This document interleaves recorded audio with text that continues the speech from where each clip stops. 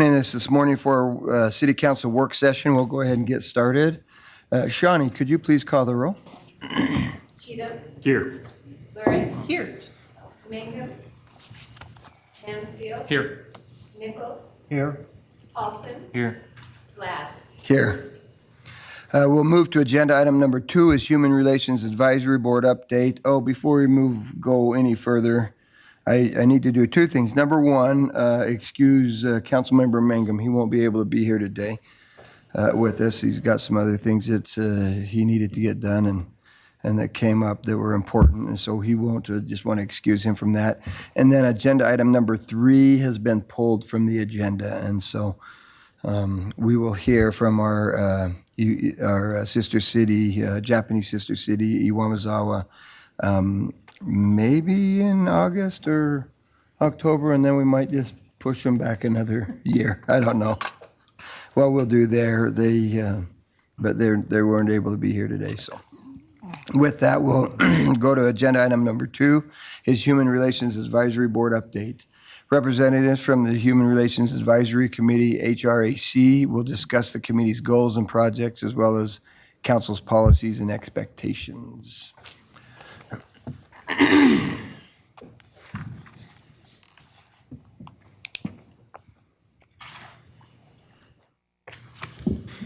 Good morning. I'm Holly Harnsberger, the staff liaison for the Human Relations Advisory Committee. I have with us today JD Wardell. He is the chairperson, and I'll just turn it over to him. Good morning, Council. Thank you for allowing us this time to give you a report on our activities for the last year. I've been chair for 7 meetings now, I think. I don't know. It's been kind of a blur. We have just been continuing with our typical functions of meeting and discussing. Primarily, our biggest annual item is our award that we give out within the city for human rights related work or support. And so that will be happening in the next month or 2. We'll be collecting nominations and going through that process. We have a committee full of new individuals. I think there's only 3 of us who have been there, or 4 of us who have been there longer than a year or 6 months. And so it's a new group of people with a lot of passion and excitement for human rights related issues within the city. I had a really good meeting with the mayor a couple of weeks ago about some of the things that we're planning on doing over the next year. To give you a quick rundown, we are working on having segments of the community come in and speak to us. We started with the Latino community. We're going to be working with the homeless community, having those individuals come and speak to us, 3 or 4 from that community, and then summarizing that information for our notes so you guys can get a better picture of some of the things going on in the community in regards to human rights and that sort of thing. We're also working with some community agencies to put together a monthly press release on activities or events within the community that are specifically geared towards marginalized communities or other segments of the community that have special services or needs that we can help provide that information. So those are kind of our primary avenues of activity and function. We talked to the mayor a little bit about trying to attend some of the more like politically neutral protests in town, or some of the more like politically neutral events like the environmental fair or like the Gate City Pride, that sort of thing, having a table or booth or that sort of presence at some of those events. And so we'll be looking into that as a committee over the next little while. So that's really a quick summary of what's been going on and what will be coming up next with our committee. One idea that I have had personally as a chair that I would love to see happen for the city is an actual awards ceremony for the Human Rights Award, and I believe there's an Arts Council Award, and potentially an opportunity for other advisory committees or departments or other city agencies to give an award to a community member for supporting whatever it is that that committee or group is over. We often end up giving out our award at like the farmer's market, or we show up to the agency or the group's event and give it to them. And there's really not a lot of community awareness that that event is happening. And I really feel like when we give awards to the community or individuals and it's well known that those awards are happening, it fosters and promotes those kind of activities in a wider group of people, knowing that the city or the government is watching for those positive activities and recognizing them can be a motivator in and of itself. So I would love to see an event once a year that the city holds that we give those awards away, so that hopefully it provides a better opportunity for that to be highlighted, for it not to feel like it's an afterthought, and also to kind of expand that award profile. So with that, that's kind of everything I had to present to you guys. I'm happy to take any questions or comments or anything at this time. Thank you. Question? Yes. Thanks for the report. And I just wanted to say I really like the idea of having a city awards ceremony, because I think that was the biggest problem I saw years ago when I was liaison to this committee, that great people received well-deserved awards, but nobody knew about it. So I think it would really make it more meaningful, and we need to highlight what people are actually doing in our community that deserves these awards. So I like that idea. I think it'd be good. Yeah, it's a good idea. We have, well, you've been with me when we've gone to the person's house even and just to give it to them. And Yeah. so, Which is great, and I love that we recognize those people, and I Sure. would never want to stop doing that, even Yeah. if there is no award ceremony. But I think it could be a better community impact if there was a designated time. Also, it would make it easier to make sure the award's given out on time every year, and I think it might foster other committees to give an award. If there was a designated, every October we're going to have the city awards, or whatever month it is, please consider giving one too. I think it could end up being a really fun annual event. yeah. So Thank you. Any other questions?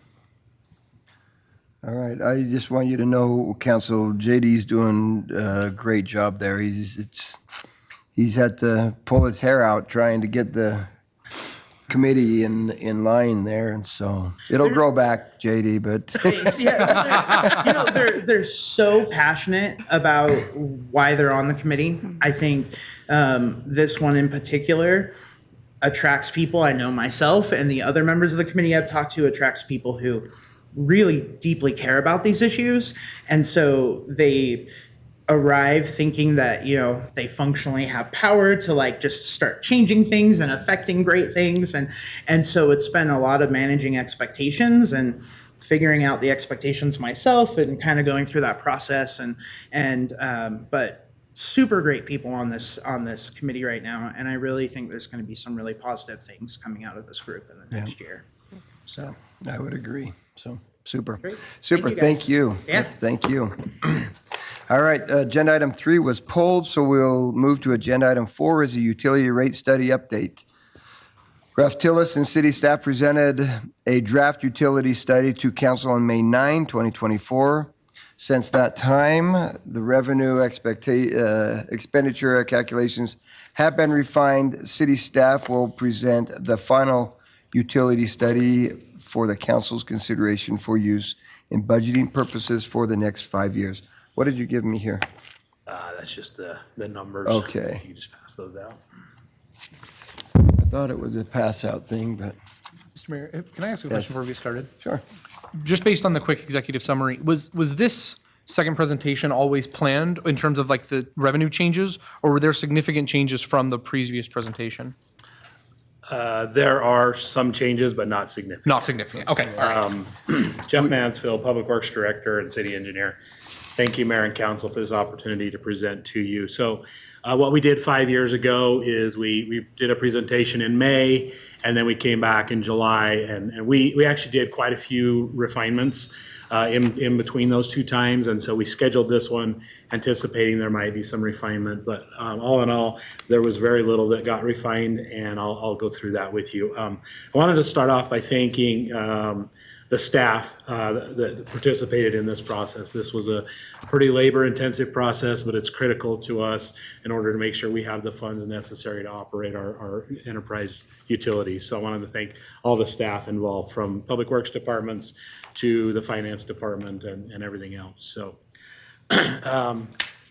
So as far as the major objectives, I'm not going to go through a lot of information here. I know you guys sat through an hour and a half of this in May, and so I don't want to subject you to that. I know you have a long day today, so I'll make this pretty short and sweet. But really, the major objectives of this study were to create a financial 5-year plan for the water, WPC, and sanitation enterprise funds, to make sure that we had a cost of service analysis to ensure equity recovery of costs for customer classes, and to develop a cost of service for water, WPC, and sanitation, along with rate alternatives.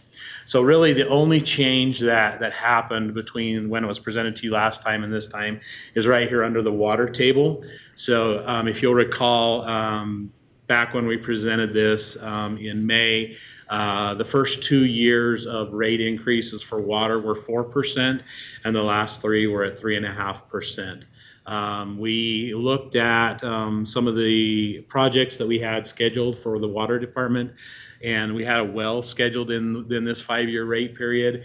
And due to the recent success or that we've had drilling a well number 22, it a lot more productive than what we anticipated.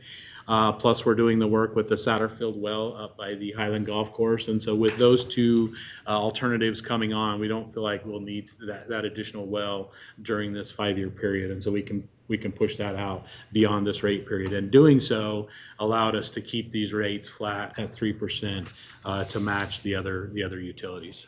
So, but anyway, that's what it looks like for water, 3% across the board. WPC, same thing. Jeff, yeah, go Before ahead. you leave that table, Okay. if you would, please. Okay. The debt service coverage numbers, can you explain exactly what that means? I can't do that. I think Gene would probably be a better one to answer that. I'm hoping Gene is a better one to answer that. Morning, council. Morning, mayor. Gene, on the finance team. Debt coverage ratio is just where they take the cash or your cash flows that you have that are free, and it's a ratio of your ability to pay the debt. So if you have $10 million, debt service is $1 million, you just divide that into its 10 to 1. So it has nothing to do with reserves on hand. It's simply, Yeah, it does, because it's going to be your cash savings, and your ability, but typically it's looked at just strictly through your income statement. It's a year over year, how are you able to pay that debt and service it? But the reason that the rating agencies and the banks really like that, the reserves, is because what happens if you have a down year? And so that reserves can fill that hole, make sure that you can make those payments consistently, and I think that's why we have such a good credit rating. I mean, honestly, is because of how we paid our debt and because of the reserves. Rick? I guess my underlying reason for asking the question is this is 1,000%. That would seem to be a little excessive. Is there some way we can either pay off that debt or should we reduce that number down to 200 or 300%? I would argue that is a very good number, right? Because your coverage ratio is very high. As far as paying the debt down early, when you look at when you took the debt out, where interest rates were at versus where they're at right now, there's no way I'd pay debt off. I would wait because interest rates are at 5%. Municipal debt, I believe, is at 3.5%, 4%. And I don't have that debt number right off the top, but if I remember, it was like 2.5%, 3%, on a municipal debt side. So to me, it doesn't make sense to pay it off right now unless there's, I just don't see where you do it, because again, where rates are at, if you had to replace that, and what you can earn, if you took the tax rate and then adjust your interest rate that you're earning and you adjusted it, it's still not going to be to a point where I would recommend paying debt off at this point. Is that? All right. So I just want to be clear, the higher this number, the better it is. Yeah, because it's showing your ability to service that debt. So if it was negative, that's not good. Okay. All right, any other questions? All right, thank you, Gene. Thanks, Chief. That's what it looks like for WPC, 3% across the board. And because they have a little more debt, that's why you probably show a lower debt service coverage on that one, so. And then sanitation, theirs is 3% across the board. And they don't have a debt currently, correct? So, yeah, so no debt service coverage on that. Brent? Hi, Jeff. So do we have the ability down the road to adjust these numbers? Let's say in 2028, we had some massive inflation and our cost went up. Do we have the ability to adjust our fees accordingly? Absolutely. Yeah, I mean, that's the nice thing about this is we've got a really good consultant that if we need to tweak things next year or 2 years down the road, we can look at it and say, hey, we need to bump this up a little bit. Or like for example, this year we chose not to take the 3% for sanitation because our revenues have overperformed what we anticipated, and so we said, okay, we're not going to take the 3% on sanitation this year. So Got it. Thank you. Okay. our capacity fees, that's what they'll look like for water, WPC. So for WPC, we have both the treatment capacity fees and the collection system capacity fees. And that's it. I'll stand for any questions. Any more questions, council? I've got one real quick. Yes. Talk about not needing wells in this 5-year rate study. In future, if we did, for instance, let's say in year 7, end up deciding that we need 1 or 2 wells, I know the rate study is a 5-year snapshot, but would there be a significant impact? Like, are we looking at 5 or 6% increases in rates in our next 5-year study? Or do we budget for things that we know might come in the second group as well? How do we plan for that?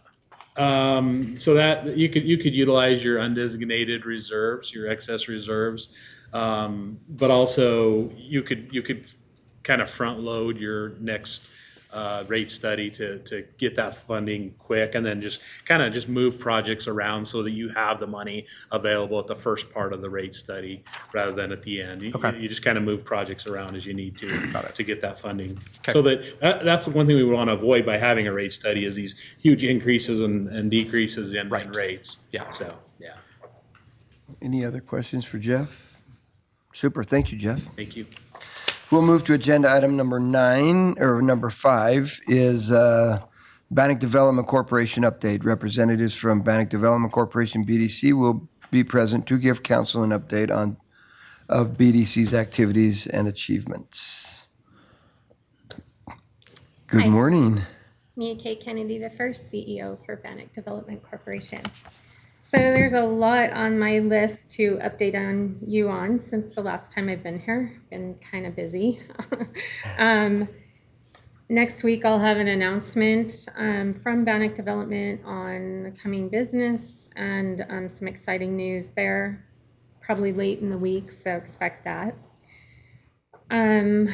We did get the final on our marketing study that the cities and the county and a couple private entities took part in financially. We will have Lee, the industry expert. So Lee is actually sort of a liaison to the site selectors and some of the bigger industries. She's been doing this for a long time. Some of you may have met her when we had the study done here a few months back. It's running a little late just because there were some deaths, unfortunately, with some of the participants in that leadership group. But we are getting that. So we will make that available to everyone at some point. But if you would like to attend, we can And when she's here in town, she will be at our board meeting, it's the first Tuesday at 3:00 of August. She will be in town, and I think she'll be here for a day or two, so we may be able to set up some other meetings. But she will answer questions on what she found on the lead industries that she feels that we should focus on, and what assets we have that we should focus on. She's an outside eye, but also an industry expert, so it's interesting to see what she has presented us with. I've gone through the study, and I'm just making some final notes on that. So that's exciting because we'll have that. Okay, Mia, Kate, Rick? Where would that be if we would choose to attend? Oh, I'm so sorry. I was going to say just contact me, but it'll be, our office is over at City Center on the second floor. It's in that boardroom that is the bigger boardroom. Downstairs. Yeah, no. Upstairs. Upstairs. Yeah.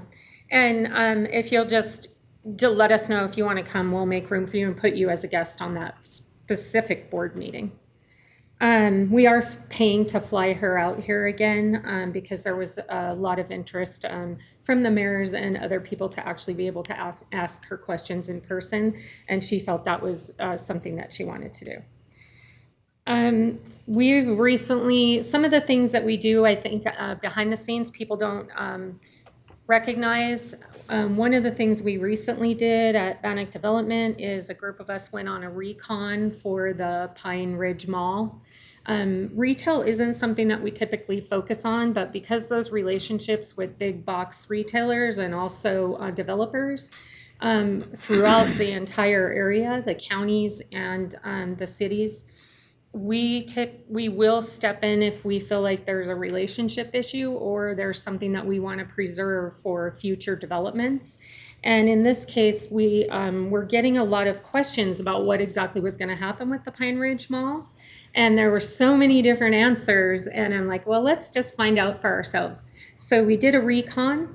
County came with me as well. And they had some things with the Pine Ridge Mall new owners, which is Simon CRE, which is a real estate trust firm. And I've dealt with them. Obviously, we have IRG and a lot of those. So I wanted to know where we stood on their level of interest in what we wanted in that Pine Ridge Mall and what our community sort of needed in the way of shopping.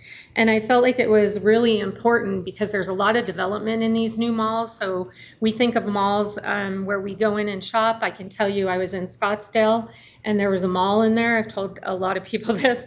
And that mall was packed and every single store was open. And I felt like I fell back in time to like 2000s. It was unreal. I was kind of in heaven. I was like, this is like my old place to be. And, you know, those kind of things are sort of going away. Even the developers of those are saying 10 years or less. And that place was packed. So it's hard for me to believe there was actually clothes in the stores. It was really great. It was fun to go to. But the new malls are these walkable malls, and they're outdoors. We see them in Boise and all other cities. They typically will have a school, or they'll have a gym, or they'll have some of these other entities. And so part of my concern is what was their buy-in? Because obviously we had the old mall owners. They sold that to a charity, which then this group picked up. What was their interest in knowing what we needed and wanted in our community? Had they done a feasibility study or a market study? Had they asked people? And we found out that really Josh Simon, who is the person in charge of this, he really didn't give us any of those answers, but he is really taking this project to heart. So I have a lot of confidence, a lot more confidence now, having met with him eye to eye. The reason Bannock Development did that is because there really isn't another entity within our economic development or development community that would do that kind of recon. So every once in a while, we'll go on recon to check out businesses and to find out if it's in our best interest to have them know more about us. And in this case, I think he really is going to take care of us. There's a lot of exciting stuff coming. I'm very excited with some of the LOIs that they already have. So I'll just leave it at that, but it was a good visit, and it gives us access to have the confidence that, yes, we're going to have some development there, and it's going to start up, within this next period of time. So it won't be later than spring, and stuff will happen in between then. And they had some disposal things with the county, and that was all worked out in that meeting as well. So normally I wouldn't spend our funds on that, but it was really important since it's for all of us. Mr. Mayor, Yes, if I Rick? may interrupt again. Has the history of success of these walkable style malls been as good in northern tier states where we really do experience four seasons? Yeah, well, that's a great question. I mean, that's something I was asking myself. And is it something that we need as our community? Boise's very busy in Meridian and Eagle, and and even in Seattle, Westlake Mall in that area isn't doing very well, and neither are their malls. So then we're saying let's build a mall. But I think if you look at the components of this mall, I think it is going to be successful because you do have Gem Academy, you have Cal Ranch, you have things that are set aside that we use anyway. So I think what they're trying to do is fill these malls, not where you're shopping. Like, don't think of a mall as a mall. Think of this is what I think of. I think of a mall as DC, right? There's all these monuments, right? That's a mall. So this is a mall. We're just putting components in it. And I think they're going to be very mindful of the things that we would use anyways. So I love that idea, because if you're just creating something where you're trying to get people in there, I don't think those are very successful. I think the new idea of malls in economic development and in retail really put those components in that you're going to use anyways and put them in a central location, something that's walkable, and something where, you can go and do a number of things. So I do think that they'll be more successful, and what they're bringing, I think, will be successful for here. In the future, I don't know. I've done a lot of research on it, and I have my doubts. We had a very long conversation about this, and I've talked to a lot of other developers. I know Tommy Alquist is building, and there's just a lot of it going on, but I don't see the future of it as being, we don't know. We don't know how it's going to go. And yes, the climate is definitely something. I mean, that mall was packed because when I was there, it was 109 degrees outside. I was dying. So, and it's Scottsdale, so there's a lot of money there, and those stores, there's a lot of expendable income. And so that's something I think I was really aware of, and I wanted him to know this is what our community is like.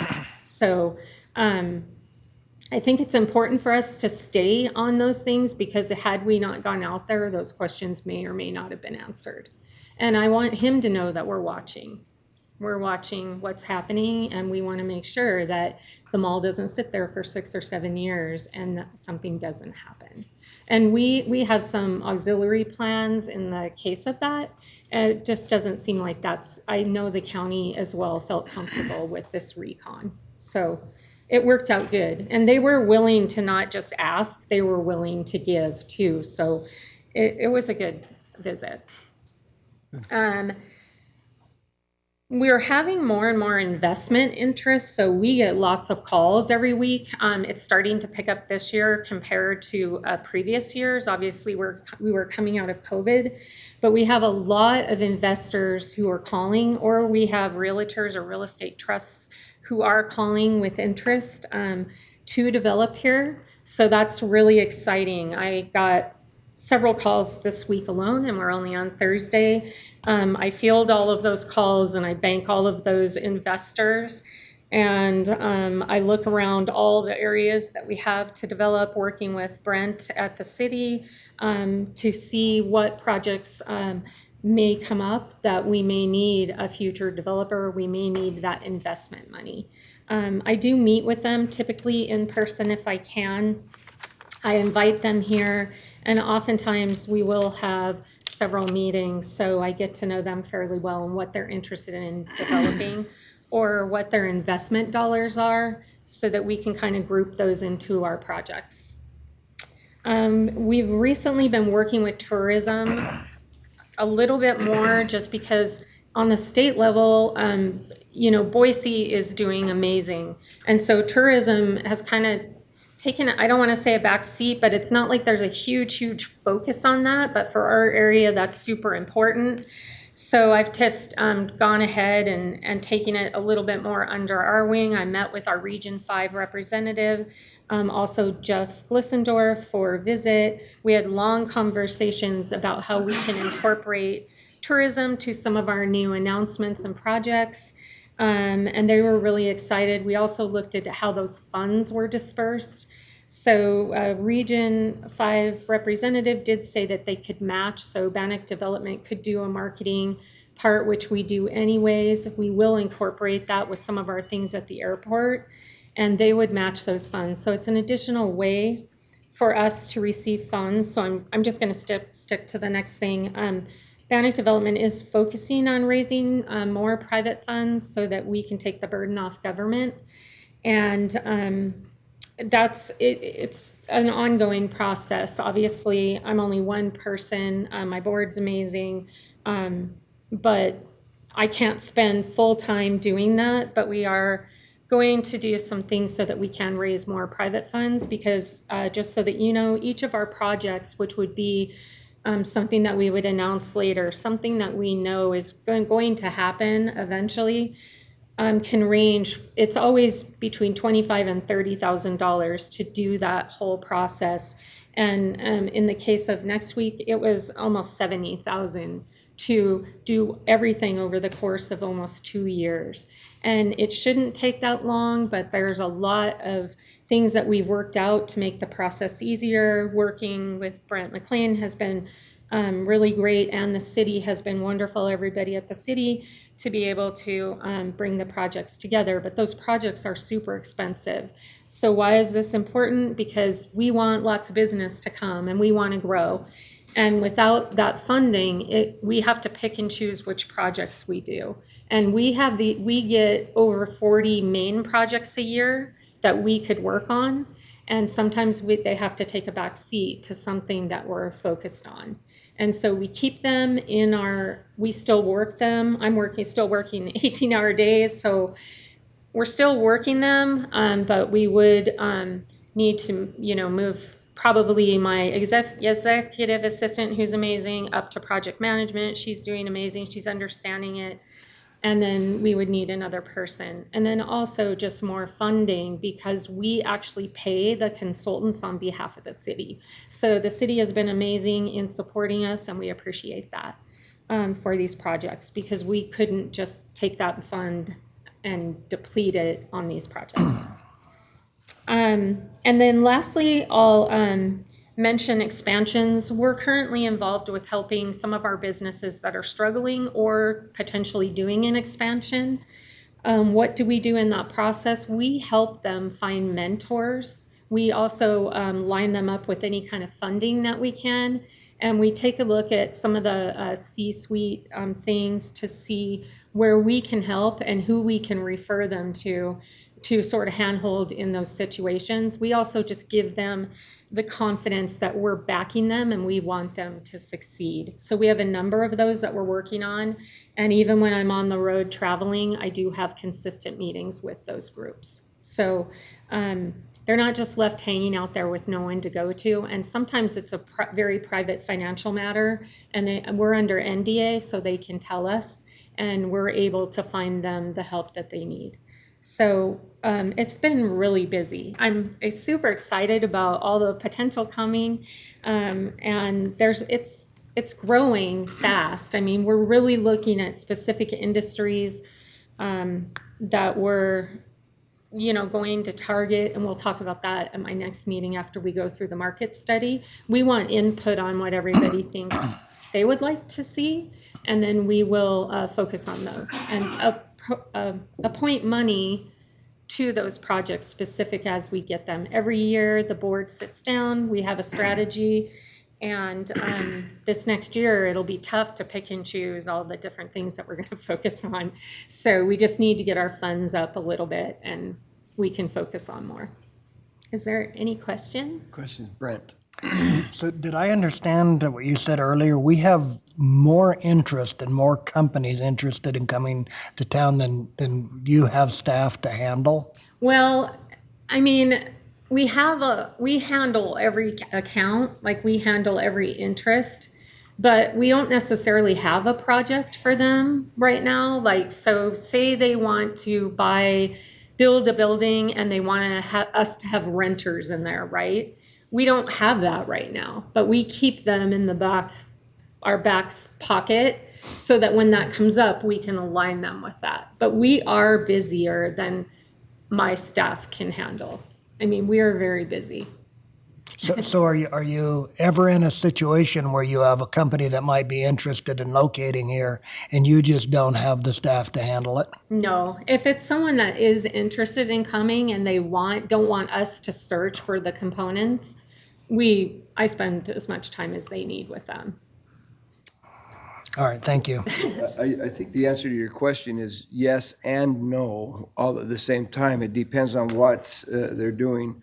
Mia Kate has been strung very thin since she got here, and she's relied on the chamber to do a number of things, like some of the retention visits and stuff like that, that the chamber has not followed up on some of those things at times, while she's been out doing the recruiting and stuff.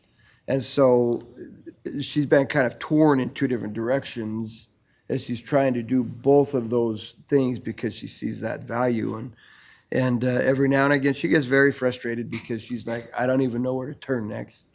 We I go home we with spend the a lot of IQ time, of a carrot. spend a lot of time on on the phone because of that very thing. And so, is it properly staffed? No, she could probably use 3 or 4 people, quite frankly. I mean, if we're going to be honest, she probably could. Is she getting the job done? Yeah, you'll see a really good announcement next week, it sounds like. And then we're working on a number of things that hopefully within the year we'll be able to make some other big announcements. But she literally is being torn from one place to another. A lot. So- Our funding just projects are expensive because recruitment is expensive. And then on the recon side and the side of BREs, which is business retention and expansion, those are intensives, but I have a lot of that skill because I'm a CEO mentor and I have tons of colleagues that I can line all these people up with. So I don't have to do the job, but I have to do the introductions and help them. But I'm accountable to workforce, and we don't want to lose jobs. And we want businesses here to succeed, no matter what they are. We're very supportive of everyone. We're a neutral party. So we want those to succeed. And if we can help them, they often come to us and just ask us, can you help us? And it's a lot of labor.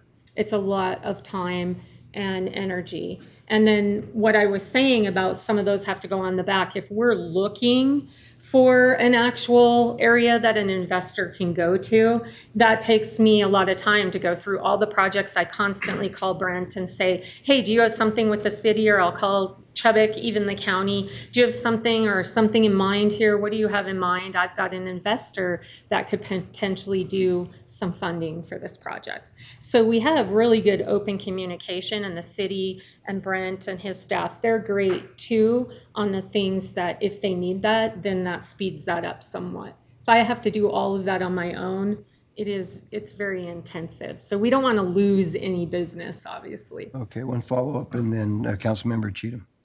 So is there anything that the city, that the council can do to help you?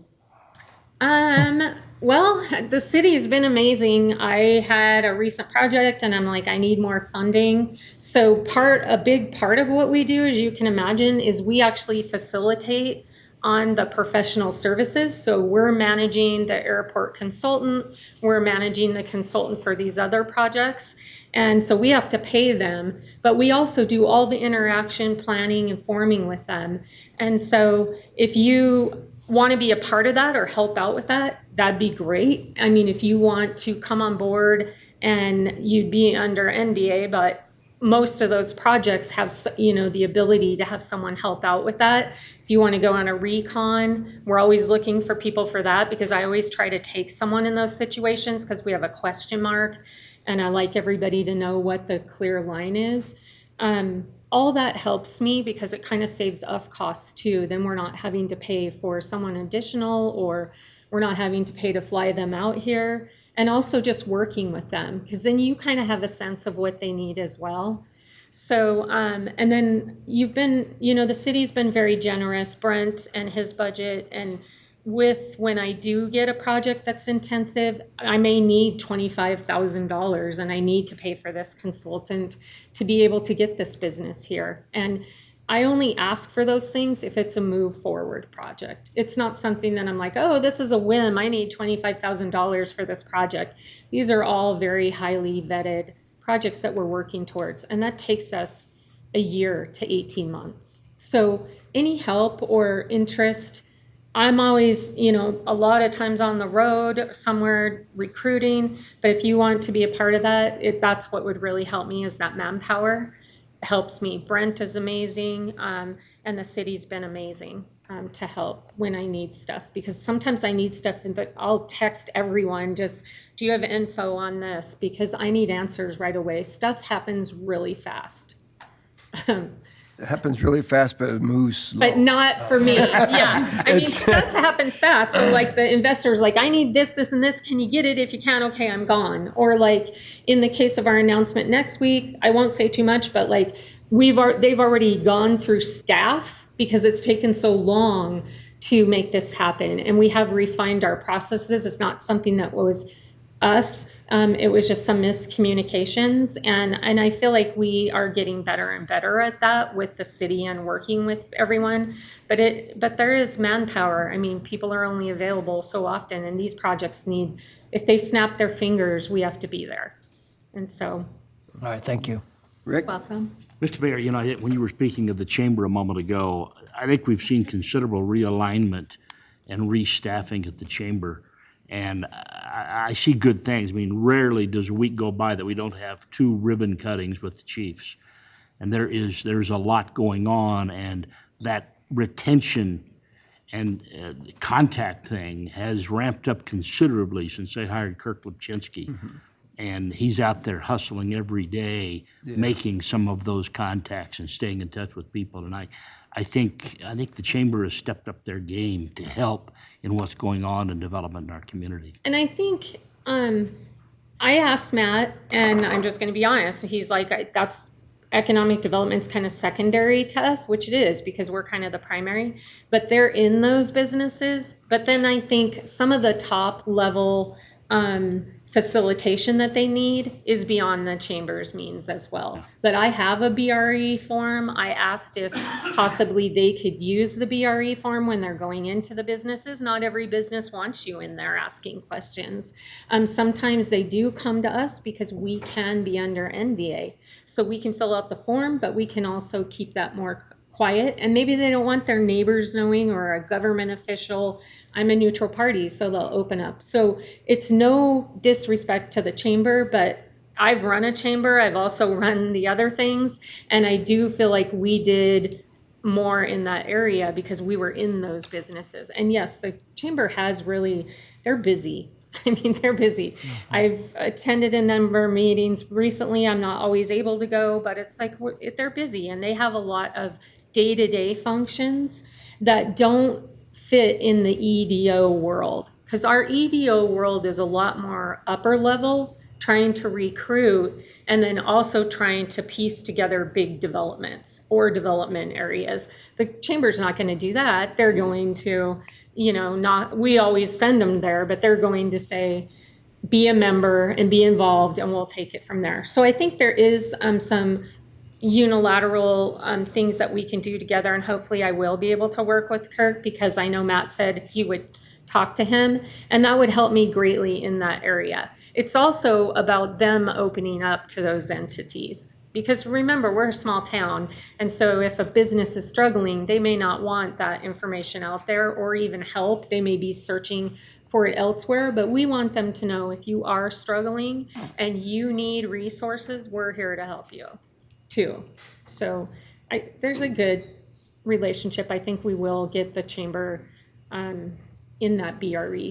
And I think a lot of the EDOs and other cities do use their chamber and other organizations to help with those BREs, because those are a daily thing. You go in, you fill out the whole form, then you got to look back on workforce and report to them. There's a lot to that, so that we're accountable for the funds that we get for our workforce, and working with ISU. And lastly, I guess I would add, I'm on a special committee to work in economic development. Shane Hunt has been appointed vice president of economic, not development, but he and I have been working really closely, and then also Martin Blair, to try and find, to work more with the small to medium-sized businesses.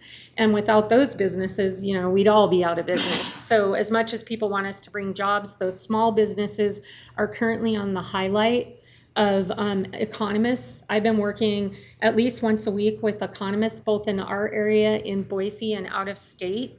I find that the data that they have is instrumental in what we should be looking at. So not only do we need this marketing piece, but we need to look at the data at what we're missing right now and where do we go from here. Because I think for last year, I felt like some of the committees at ISU were just throwing darts, and it was like, we're going to do this, and we should do this, and we should have tech, and we should have, and we should have all those things. But it's just like us, which are those projects that you pick? And so I think even they have sort of streamlined that. And I feel like there's much more focus on what we actually are missing and lacking that we're going to need in our economy as far as workers. And I feel really confident that we'll get that more refined. But we are a part of that, so we can report to you what that looks like. And if you have questions or want to look at the data that I have, it's really interesting because, the economists they're really great sources to see what the future looks like, or possibly. Especially when you're having to train people 2 or 3 years or 4 years. It's really important to know what we're focusing on. And it's important to keep our community, solid. So. Super. Thank you. Any other questions? Seeing none, thank you, Mia Kate. Yep. Thank you very much. Thank That was you. a good report, a lot of information there. We will move to agenda item number 6 is proposed changes to city code regarding runaway juveniles, police department. Police department staff members will be in attendance to present information to and seek feedback from the council regarding a proposed ordinance pertaining to juvenile runaways. Thank you, Mayor, members of the City Council. My name is Zach Barchy. I'm a lieutenant with the Pocatello Police Department. I brought with me Alan Jackson. He's a sergeant with the Pocatello Police Department. He's also our current school resource officer sergeant. So I just wanted to give a little bit of background in reference to juvenile runaways and the state code. So through my career, we've had a state code for runaways that we've been able to use. And if a juvenile runs away from home, we were able to find them. If they needed a citation, right, we could cite them. We could put them on a diversion plan, or they would potentially get help with services if the family is super frustrated. And there was a lot of different things that we could do to help that family if they had juveniles that were run away or that were in need or having issues. Several years ago, we were unable to continue using that state code. It was ruled that it was too vague in the courts. So the next thing was either to change the state code or to create a city ordinance. And so what we've done is we've brought a city ordinance that Sergeant Jackson, myself, and we actually contacted Judge Murray, who's since retired, but he's reviewed this city ordinance. He wishes he could be here today, but he had some prior commitments. He's gone through it and says that he agrees and it looks good on his part. We have copies of the city ordinance, but I assume that you have digital copies. Would you like those printed out copies? I would. You would? Yeah, I would too, please. Yeah, Sergeant, why don't you hand those to me and I'll hand them out. Thank you.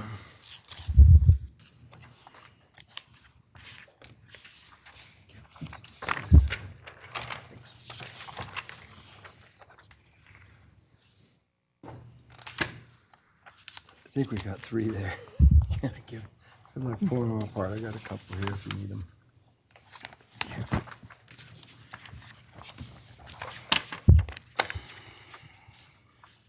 So what we would like to do with this city ordinance is we'd like to attach it. It gives descriptions of what the adult is, a juvenile, and then if that juvenile were to leave home, not have permission and not come back, that they could be cited for a city ordinance. Now, describing that, it becomes a status offense. And what that means in reference to a status offense, it's not something that we would arrest or take someone to the juvenile detention center on, right?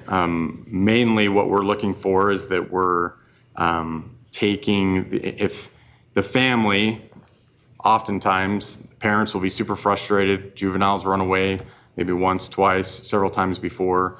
They don't know what to do. They're frustrated at their wits' end. And so we look at trying to get them into the village or a diversion program or to like family counseling to see what type of services that they need. Sometimes families are even asking for their juvenile to go on probation because they just need another level of help and assistance. So what this would do is it would give officers the discretion that if they're able to take a report of a juvenile that runs away, we have to place them. We take the report, we have to place them as a runaway within 2 hours. Then if we find them, we can take them out of what's called our NCIC database, take them out, and then we have the discretion of issuing a status offense charge through the city ordinance that they can then potentially either be placed on diversion or go in front of Judge Call, who is the current juvenile judge. There would be no cost to the city for this city ordinance. At no time would the city be billed or charged or anything like that. And a couple things that this really is good is that, for an example, if a juvenile runs away, we recently had a juvenile that ran away and was headed to North Dakota, found someone online, decided that they wanted to go to North Dakota. Our officers did an amazing job of finding out where they left. They got on a Greyhound, intercepted before they got to North Dakota, thank goodness. Got law enforcement there to contact them. If we have something on the books in reference to a city ordinance, this gives teeth of the jurisdiction that the law enforcement jurisdiction that catches that juvenile to hold on to them until we can reunite them with parents. If we don't have something on the books, that makes it more difficult. They don't have to hold on to them if they leave this jurisdiction. Councilmember Nichols? Isaac, so as part of this process, either now or proposed, is there any type of a social work component or an investigatory component to where you look into, why the child might be running away from home? Yeah, and that's the great thing about we call it the village, and I don't know if you've had the opportunity to go and to take a tour or to be at the village. It's on South 5th, but really that's our first area that we want to send, especially juveniles and family members to, in reference to what we call a diversion program, is we want them to, we recognize that there's lots of layers of what's going on. Why are they running away? What's going on in their family? And so if we can send them to that village area, they have a lot of services, such as counseling, or they can, health and welfare can get involved. They can do a whole bunch of stuff there that they can see peel back those layers of, excuse me, how can we help this family so we can avoid this type of thing from happening in the future. But that's what we try and route them to, right? As a first responder, we try and get them to go to a professional, either a counselor, the village, health and welfare, but that's how we route them. Got it, thank you. Yep. Councilmember Cheatham? Is that decision that of the juvenile? Can the juvenile make that decision, or does that have to go back to a parent? To go to the village? Yeah. So you can self-refer to the village, and we often tell people that. So you can actually go to the village and you can just walk through the doors. People are welcome. We talk to the schools in the school district about going to the village. And then oftentimes if we issue a status offense or some type of charge in reference to juveniles, those are all scanned and reviewed by Sergeant Jackson and others. And we try and route those to the village first, because what we want to do is we want to take juveniles and we want to give them the opportunity to not keep things on the record and to get things diverted and to pass by. And we'd love, if all of them could go there, that would be great, right? And those that don't fit or that won't comply or that they've tried, that's when it goes to judge call. But you can self-refer. A follow-up. You mentioned that you would get them out of the system after they've been picked up, say, on their way to North Dakota.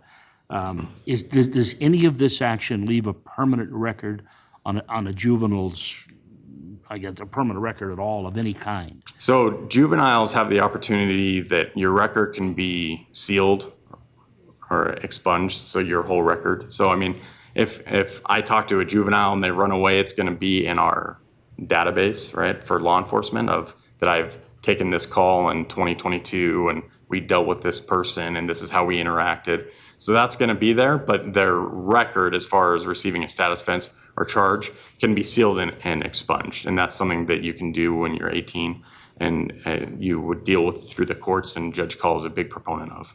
So it would, if I may follow up, Mr. Mayor, so it would take legal action to remove what happened to them from their legal record then? It's the court process, yes. So you have to go and fill out the paperwork through the courts to make sure that it gets expunged. Would that, if I may continue, would that require hiring an attorney? No. So a juvenile who has been through this system could simply go to Judge Call's court and fill out some paperwork? Yes. And would he make a decision whether that was applicable or not? Or is it automatic? I don't have the answer for you on there. I believe it's automatic, but. Mr. Mayor, could I ask our attorney to chime in on this if he can fill in the holes here? Councilman Cheatham, the Chief Shy, Pocatello Police. I think I want to understand your question and what you're asking. Are you asking that when the juvenile goes on to become an adult, that if somebody does like a background check on them, that this is going to show on a background check? Is that what you're asking? That, and even while they remain a juvenile, if someone, I don't know what the circumstance might be, and this may be a hypothetical that doesn't exist, but I guess I don't like the idea of creating records, justice system records on a juvenile. Sure. 17-year-olds applying to college. Yeah, and that's a status offense is not technically a crime. But it's in the system. It'll be in our system, but if someone were to run like something like a background check, it wouldn't show up like if you go to buy a gun or something like that, where it would hit that they were a runaway juvenile out of Pocatello or they got charged with a status offense. So, Jared. Yeah. To add to that, Jared Johnson, City Attorney. Like Zach mentioned, if it's diverted, it never actually becomes part of even their juvenile record. And that's what most of these cases, that's what happens in most of these instances. If it does go through and is sentenced as a status offense by the juvenile court and it's under the provisions of the juvenile, it's a certain act, I can't remember the name of it. Youth Corrections Act. Thank you. Then it is on their juvenile record, and as soon as they turn 18, that is an automatic expungement if they request that in situations like this. There are some juvenile offenses that aren't expungible if they are transferred to district court and they do something more serious. But in a situation like this, yes, that would be an automatic expungement and it would no longer be part of their record. But most of these wouldn't even make it onto their juvenile record. Most of them would be diverted before it even gets to that point. Mr. Mayor? Okay, I've got Councilmember Mansfield and then Council President Lyric. I wanted to follow up on a question about the village and the divergence, right? Is that the Diversion. Diversion.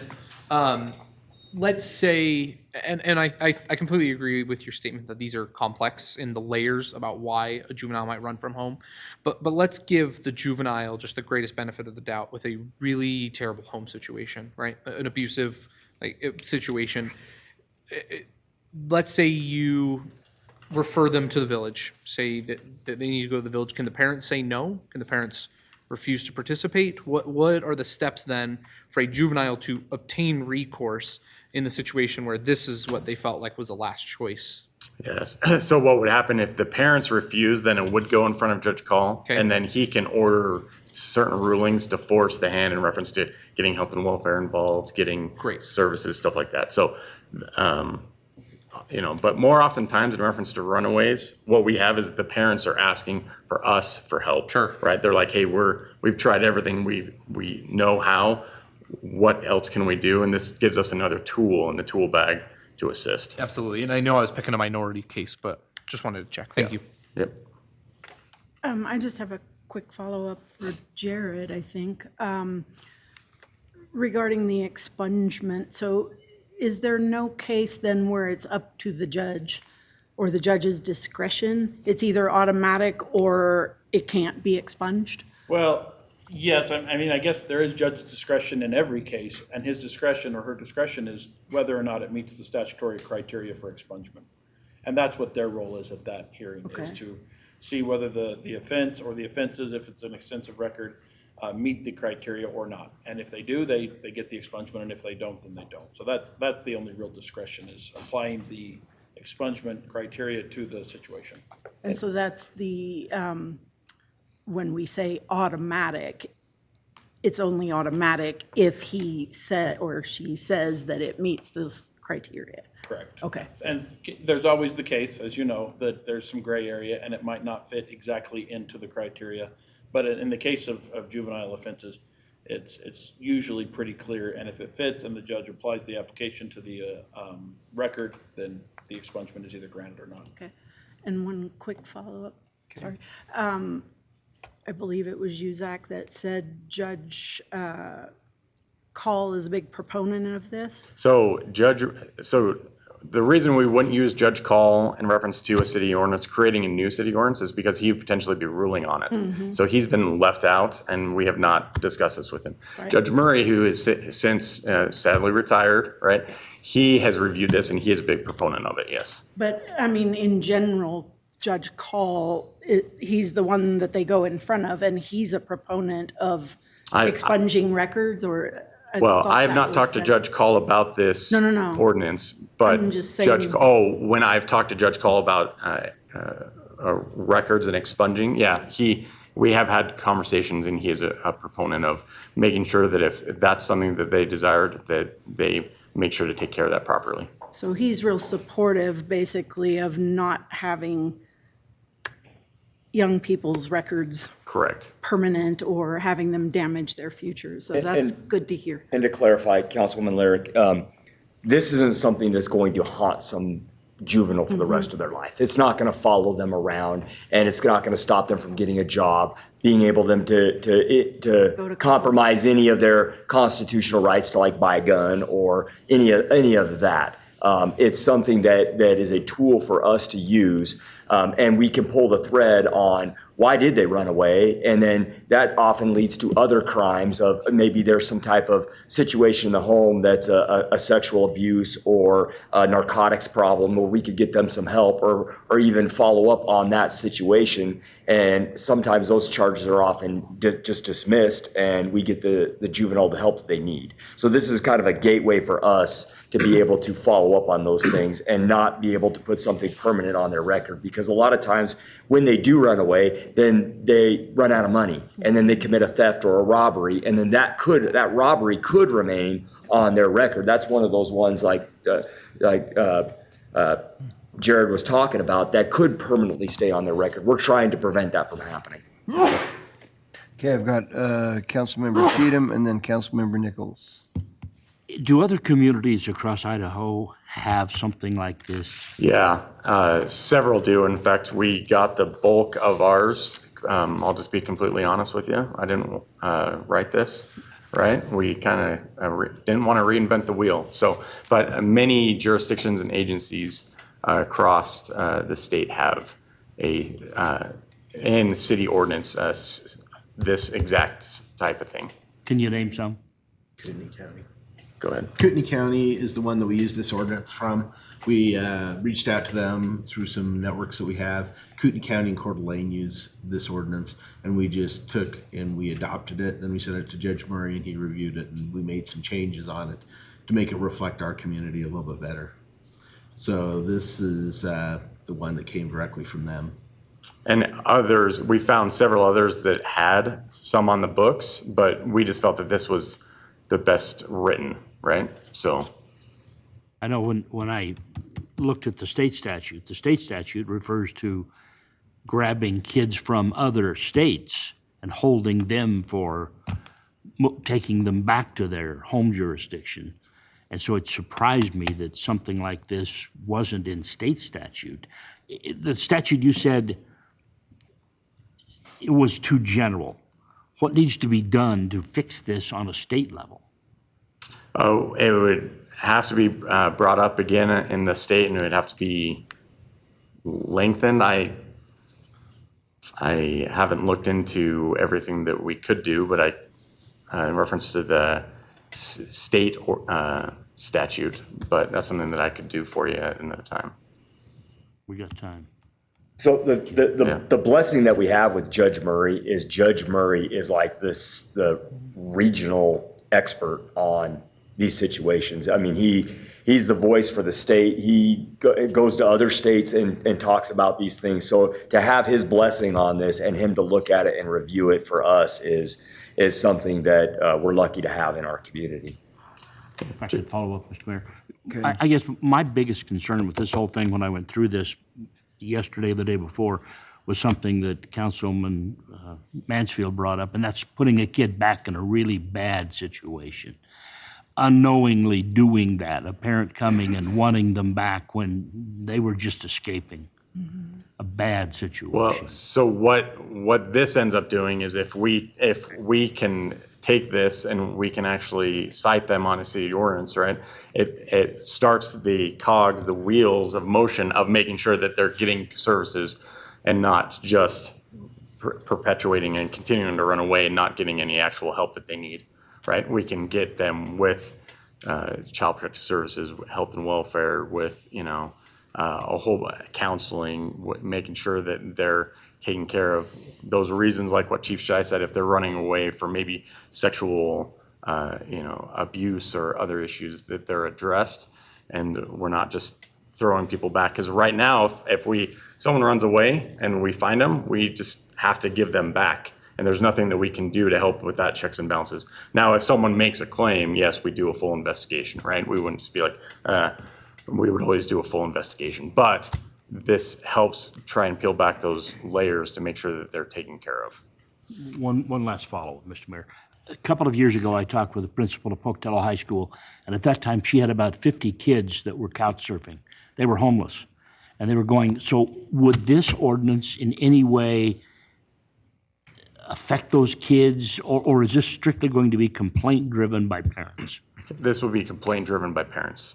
So it's got to be someone, and that's in the ordinance, it talks about the legal guardian has to call and make a complaint that someone under the age of 18 that they're over has not returned home and is considered a runaway. Thank you. Okay, Councilmember Nichols, and then it looks like Council President Lyric. So how prevalent of a problem is this? Do we have a lot of runaways? Yeah, so in 2023, we took 169 calls for runaway. So far this year, we've taken 86. Oh, all right, well, thank you. Yep. Council President? Those numbers just made my question go out of my head. They're higher than you thought, Yeah, it is a lot. I guess I was going to ask about two follow-ups to Rick's question. One is more of a comment, but to Chief Shai's point, it sounds like this ordinance will shed a light on if there are other problems that are kind of the root cause of why the kid keeps running away. This will kind of bring those out. So in that sense, it's good because then you can really get at the problem and get them help in the way that they need, rather than just giving them back. So that's a good thing. But the other question I had was about the legal guardian. So you say this is only complaint driven. Is there any way that it can be a complaint by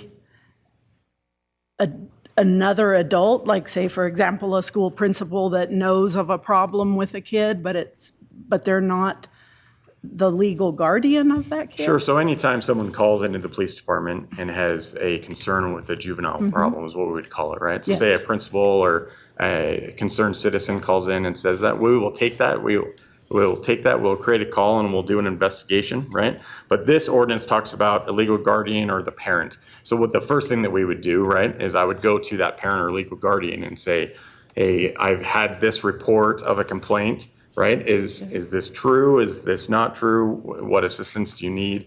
Or is this person missing? In our case, is this person missing? And then we would start the paperwork for a runaway to try and find this person and get him back.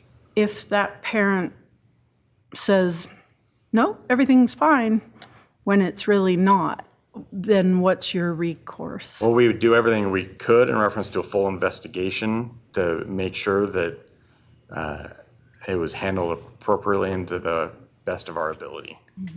So to follow up on that question a little bit, so when our officers go there and let's say we see the house is, in disarray, there's maybe some abuse going on, they evaluate that in the totality of the circumstances. And if there's an immediate threat to the child, then we have the ability to actually pull that child out of the house. So if we see this kid has run away, we bring him back to mom and dad, and the child discloses to us there's been some physical abuse and there's evidence of that, and we follow up on that and look at the totality of the circumstances, we do have the ability to pull that child out of the house and declare them in imminent danger. So sometimes that runaway, that when that's initiated, we bring them back, and that we pull the thread on that and we discover other crimes, we have the ability to do that. Then that would get them with health and welfare. We could place them in a place with like grandma, grandpa, foster care. They get assigned a CASA that looks out for their best interest and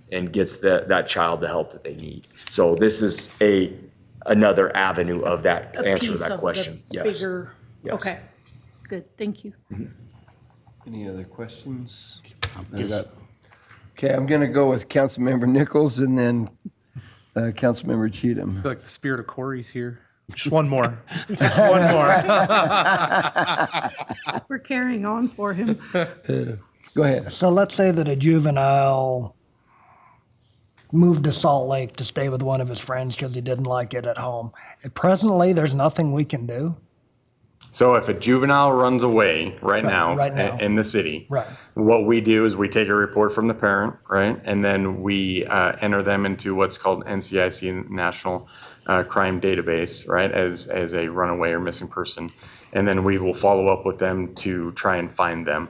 But if if they're good at being in the wind, there's, most times if we find them and we're like, hey, we want to take you back, right? These are kids that wanted to go with a friend for a day or two, right? And we can take them back. But if that kid recently who went to North Dakota came back and there was no charges or nothing that we could do other than just reuniting them with parents. And the parents specifically were asking for us to do something else more because they were worried about this child finding someone else online and running away, going outside of this state.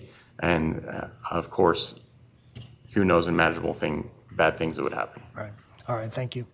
There are some situations that where the parent is reaching out to us for help. They've tried everything, and this juvenile's got into some bad people online, and they're doing things and the parents are trying everything they can, raised up in a good home, good values, but the child has just gone astray, right? And they're asking for help. This would help us be an avenue to get that help for that situation. Got it, thank you. Councilman Cheatham. I hope the last time. Two things I want to talk about. Can other relatives than the immediate legal guardian and parent make this request? Could a grandparent, an aunt, an uncle, someone else? They can call and make the initial report, right? But we will always go back and refer to the actual parent or guardian, right? And then it would be very rare that we couldn't get a hold of that parent or guardian, but we would still take the investigation. We'd still start. Okay. The second thing, what level of training of officers investigate these kind of complaints? So our patrol officers. Okay. Do they have any special training and for dealing our with school these resource officers. social situations? Is there any specific trainings that would pertain to a juvenile runaway situation for the evaluation of in totality, I think is the question, what kind of training do we give our officers to do this? So at the basic level, start off at the basic academy level. They're taught there. They're trained in our field training program, and then we do in-house trainings. We do law updates. So when this ordinance if this were to get approved, we're about to do a law update training because of the July 1st laws that came out. We will do an update with that on training our officers on how to respond, and that's everybody in the department. Okay. Just to follow up to that, for school resource officers, is there specific training, like extra training that you get to be that kind of officer? There's several things that we do with our school resource officers. We have an entire school we send them to learn the basics, how to do it. And once we're here, we work with our community partners like the villages, schools, and we work really hard to do what we call restorative practices, or we try to fix problems instead of just charge juveniles. And we work specifically with them because our SROs, or our school resource officers, get to the point that they know the kids and they start to begin to build rapport and mentor them. And if we can have something to get them into like the village, they have really good assessment tools that they can use in order to try to assess what's going on and give us the appropriate kind of help that they need. And they can also fast track everything from counseling to we can use the resources through the school, like the school counselors too. And so with our school resource officers, it just opens up a lot more doors with the training that we have and the resources we have at our disposal. And the nice thing about the school resource officers, there's a thing called NASRO, it's the National Association of School Resource Officers. It's the standard throughout the nation, and we actually meet every one of those standards, and we keep up on those trainings. So that's something that Sergeant Jackson has done a great job on. And currently, this summer, we'll have an additional 3 officers going to the basic NASRO school, which is a 40-hour course, and we also, starting next week, we'll have 3 of our officers going to a national conference for NASRO in Phoenix, where we'll also learn on the updates and see how other places across the country are handling these very same kind of issues to see if there's anything we can bring back to improve what we're doing. And one more follow-up. Your SROs also work closely then with your other patrol officers that would be, kind of dealing with these situations and implementing this law. So that training that you're talking about would also then impact the other officers and be kind of shared, and Absolutely. I think that's part of the overall training. Go ahead. Absolutely. Our SROs are basically what we are is we are a group of officers that specialize in anything juvenile related. Mm-hmm. And we do have a really good working relationship with our patrol division. And in today's world, we're either a text, a phone call, or an email away. And we often do get questions about procedural things, about resources. And sometimes they just ask for help. Say, hey, we're looking for this kid. It sounds like there's some stuff going on. Can you help us out? And we often do work that way. The communication between us and patrol go back and forth. And it's an everyday thing that we do that. Great. Thank you. Thank you very much. We do have a very well-trained police department. In fact, arguably the best trained. And when something happens, they respond very, very quickly. And so thank you very much. Thanks for everything that you do. Mr. Mayor. Yes. we take a break? Yeah. I was just wondering if I was going to ask the question, do we want to break or do we want to hit number 7? So we're going to take a break and we'll be back in a few minutes, whatever that means. It'll be what it'll be.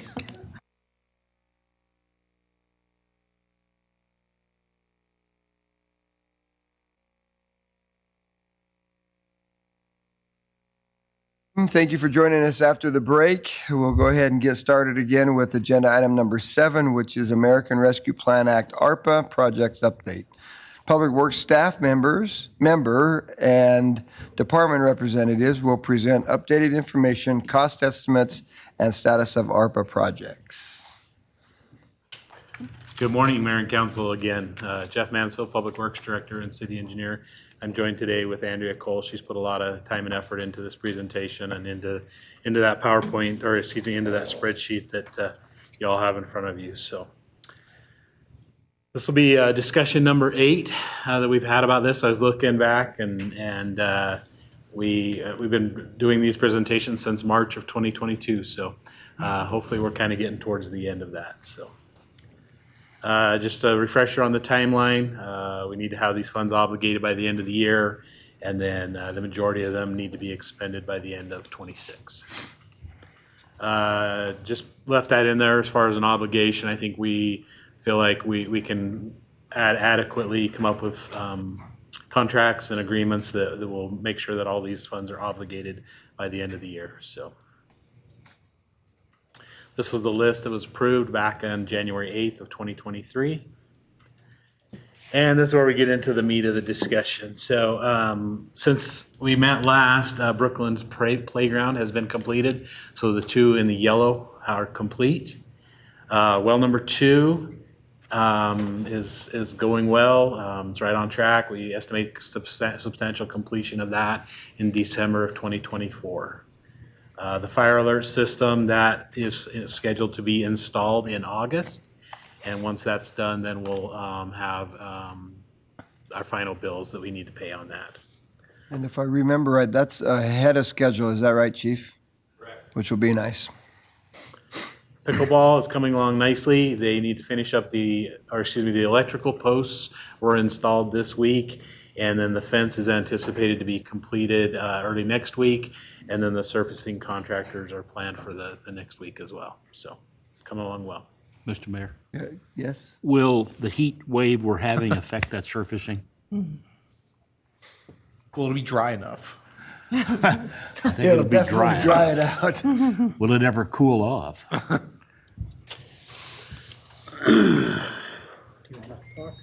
Sure. Ann Butler, Parks and Rec Director.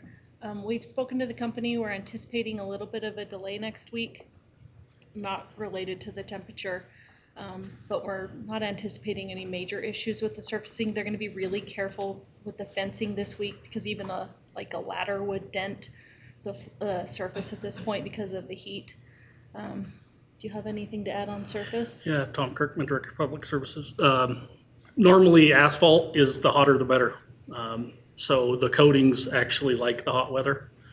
We like to pave in the hot weather, so it's a love-hate relationship. we can do a better product when it's hot. It's harder on the people doing it, but the coating's not a big deal. What we have done on that is we used a special mix design that we put together where it's not like a road mix. It has smaller aggregates in it, so it can be put down a lot smoother. Whenever we have heavy traffic on it, so it can rut it a little bit. But that's just kind of the nature of the beast. And so when they come to do the coating, they'll flood it and they'll find any of those little dips and wows and surface it. But the heat should not affect that. Good, thank you. The biggest concern, it sounds like, is ladders and things on it while they're putting the posts up and the electrical stuff. Yeah, we had a little bit of an issue with turning some tires on it. It just kind of scuffed it up a little bit, it's easily repaired. So it's just really tender because the way it's built, it's supposed to be that way. So it's not made to have trucks drive it on it. Okay, thank you. Finance software, so that one's on schedule and will be expended over FY 24-25. Ross Park slide, right now on that one's scheduled to be opened tomorrow. Fingers crossed, Dan, right? Tomorrow at 2:30? Yay. So 2:30 tomorrow. That's a big one for us. So It's going to be a warm day, you're right. Does the council get to go down? If the council shows up, Oh, I'll go for sure. if the council shows up at 2:30, if you're after 2:30 and the ribbon cutting, you probably will have to stand in line for a long time, so. There was a lot of interest and a lot of excitement about that one, so that's awesome. Mental health, all of those subrecipient agreements have been signed. Cemetery roads, so those are almost done. We've got to do we got the main center road that'll be done next year when we put the water line through there. And then we also need to do some additional coating over at the rest lawn roads, so. Mr. Mayor? Okay, I've got Mansfield and then Lyric. Center Road for next year, does that run into issues of obligation by end of this year? No, so we'll just do an obligation agreement with the street department to obligate the funds to do that next year. So Great. Okay, that'll be one of those that we have to obligate through that agreement. Council President?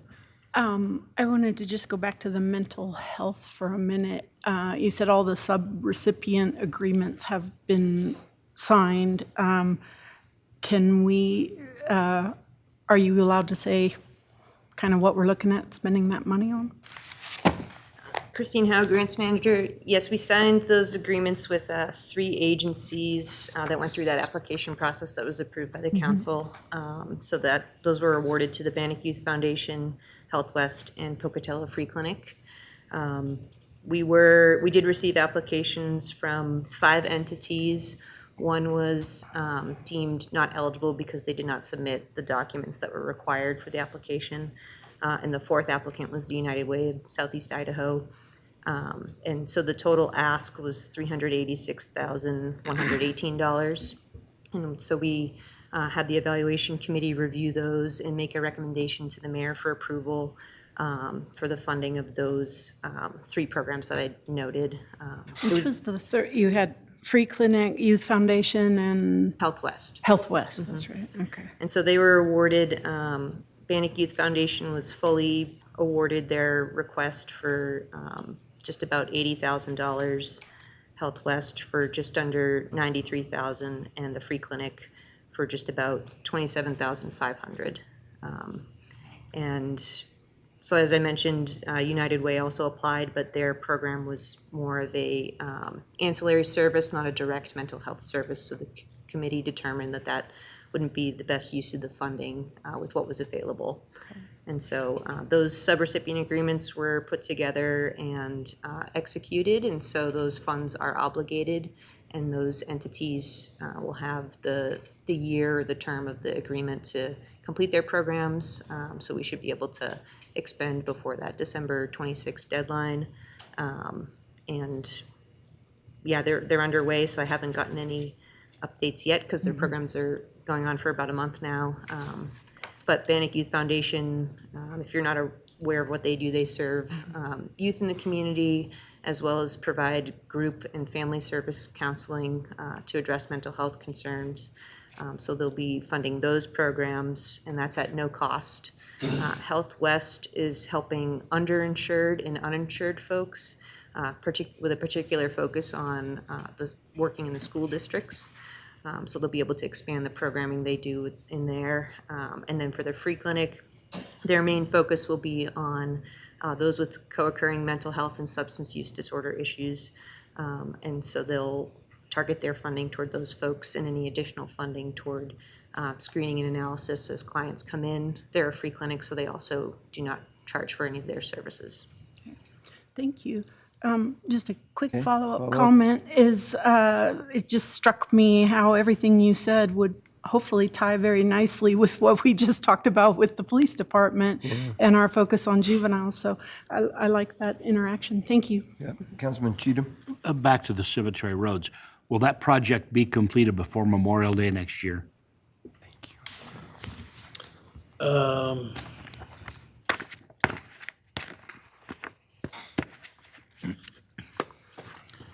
That is our hope. It will depend on how wet the winter is and if there's any hangups with the water line. But that is our plan, is to have it done hopefully long before then.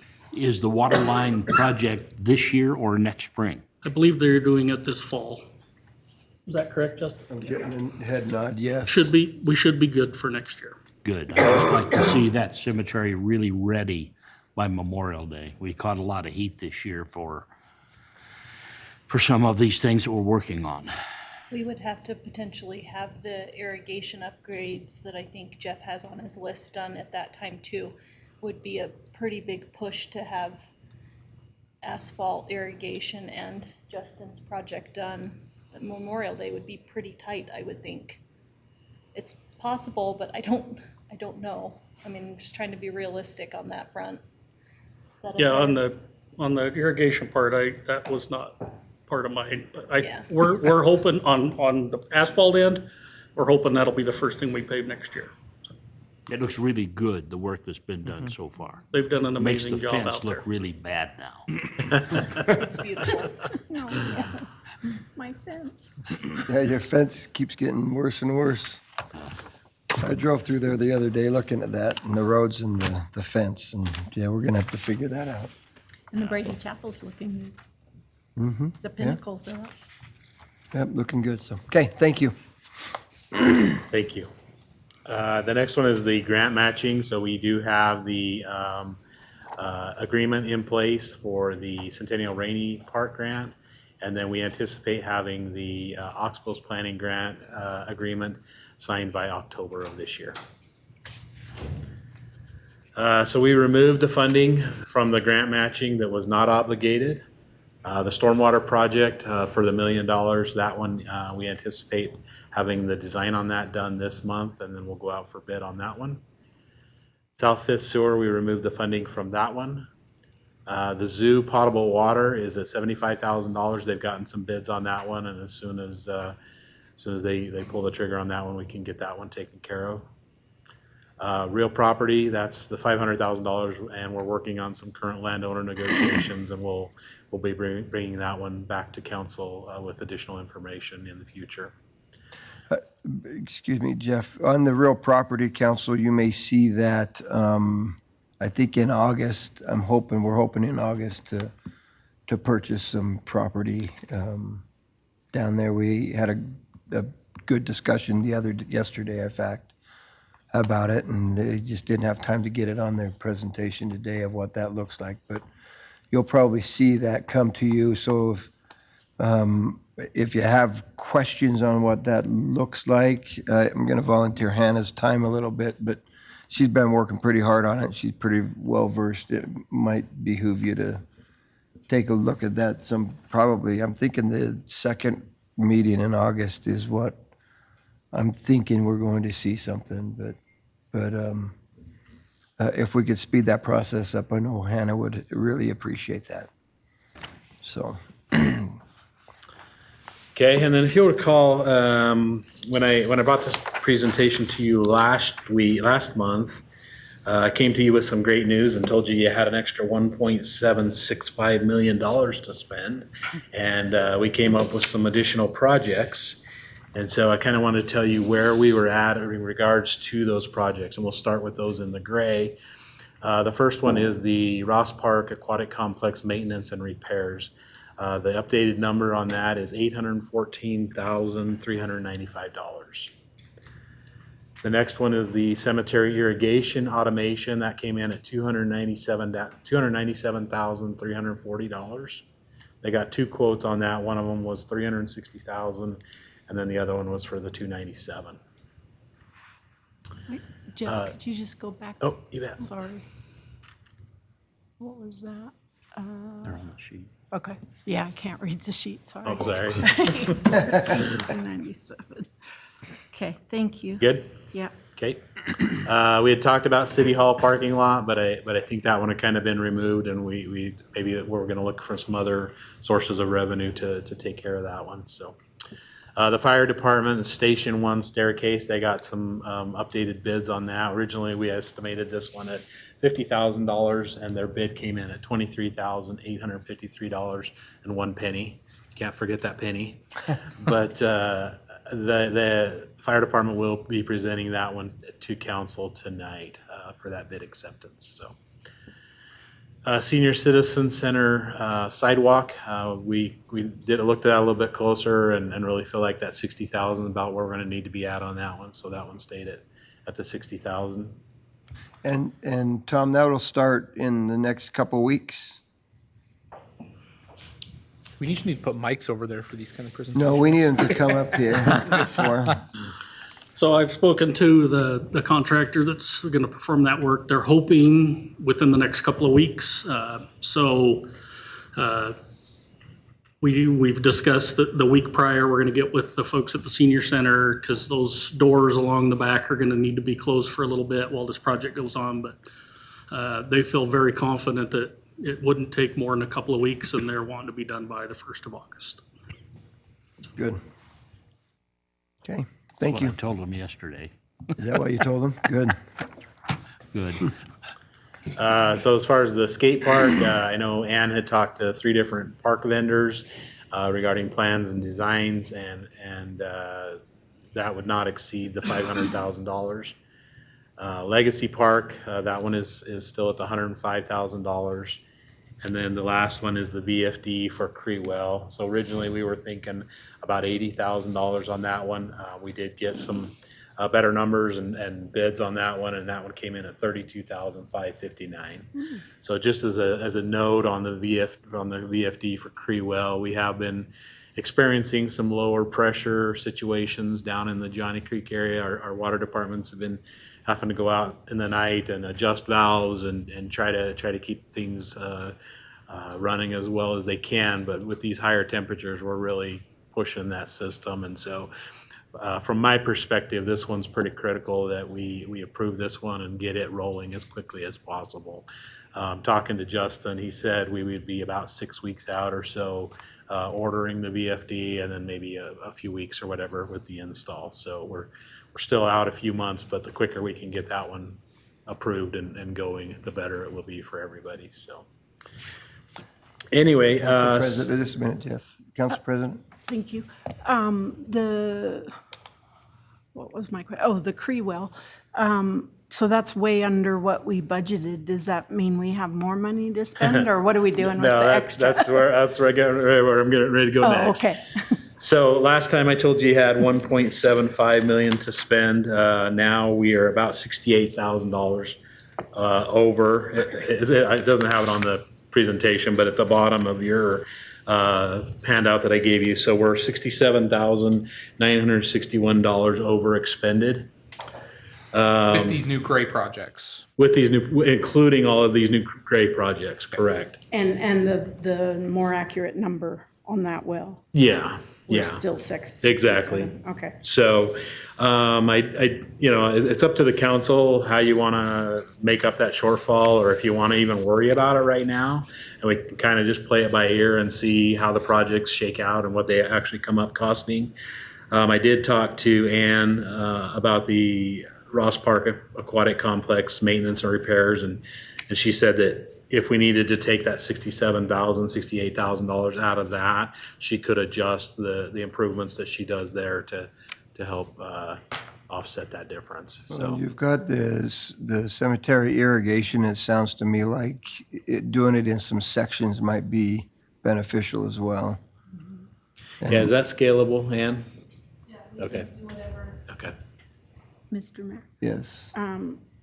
I'd probably rather wait and see as some of these get finalized. I think there's some wiggle room. This is not a huge number, I think.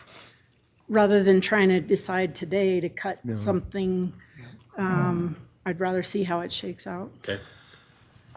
I would agree, but I would like council to consider, and it will come in front of the council and maybe as a ratification opposed to an approval for the VFD.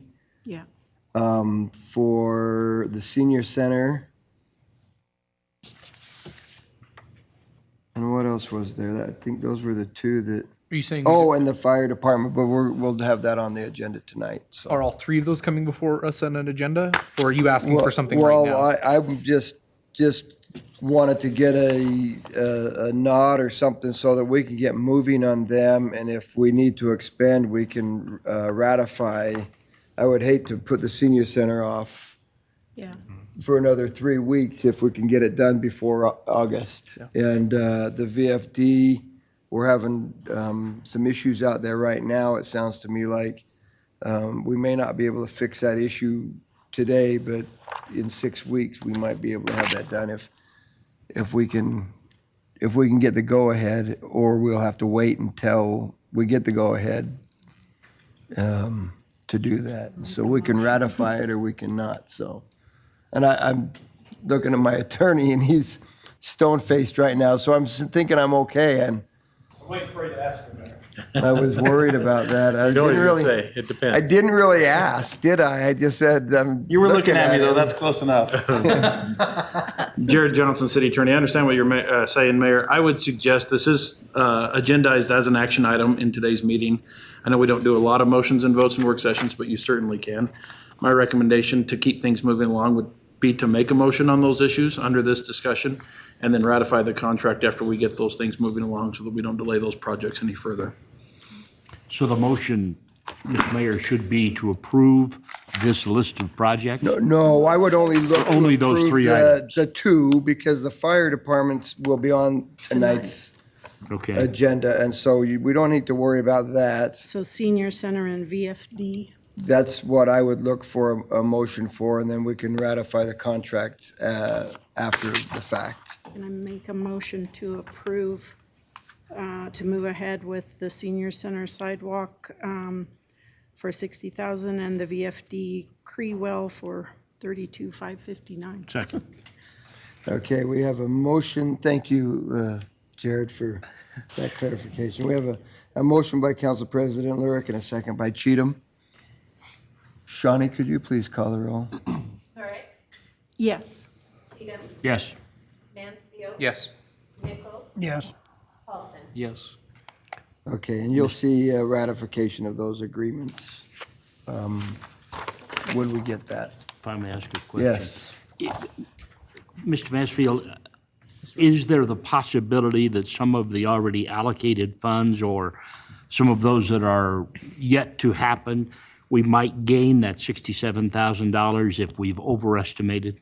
Yeah, so like if you look at pickleball, and Ann can maybe speak to this better than I can, we have updated costs at 450, but it looks like we're estimated to expend 440. Was 440 the final number on that one?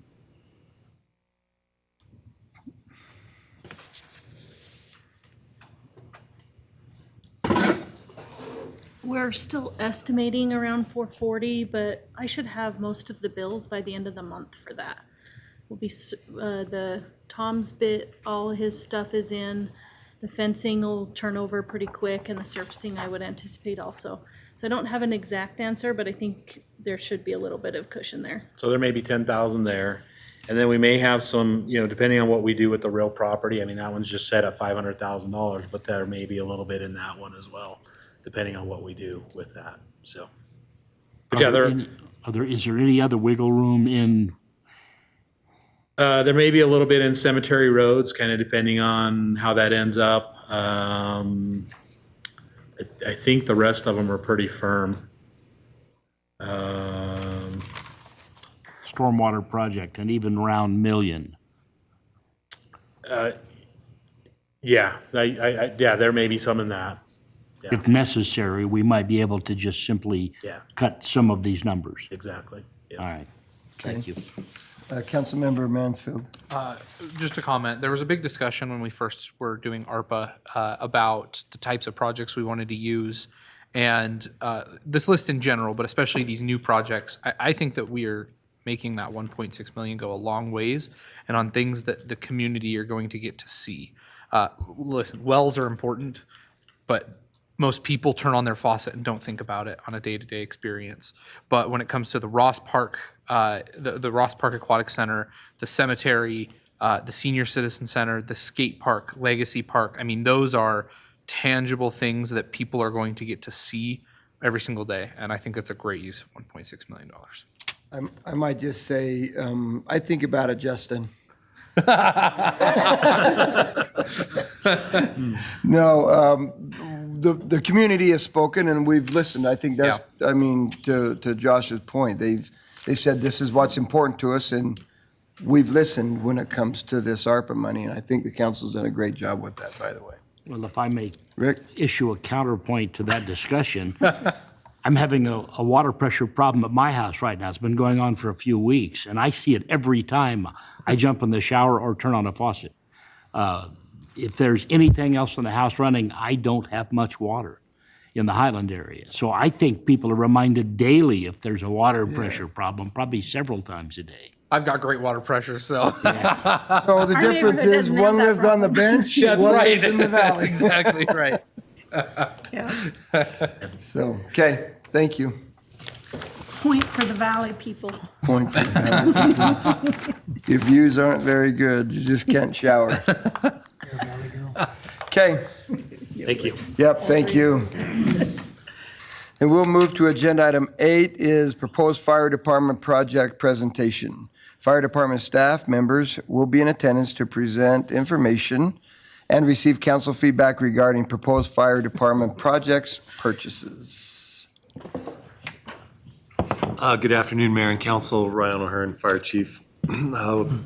During our budget presentation, we brought up a couple of projects and wanted to follow up and provide you with some more information and get some guidance on moving forward with those.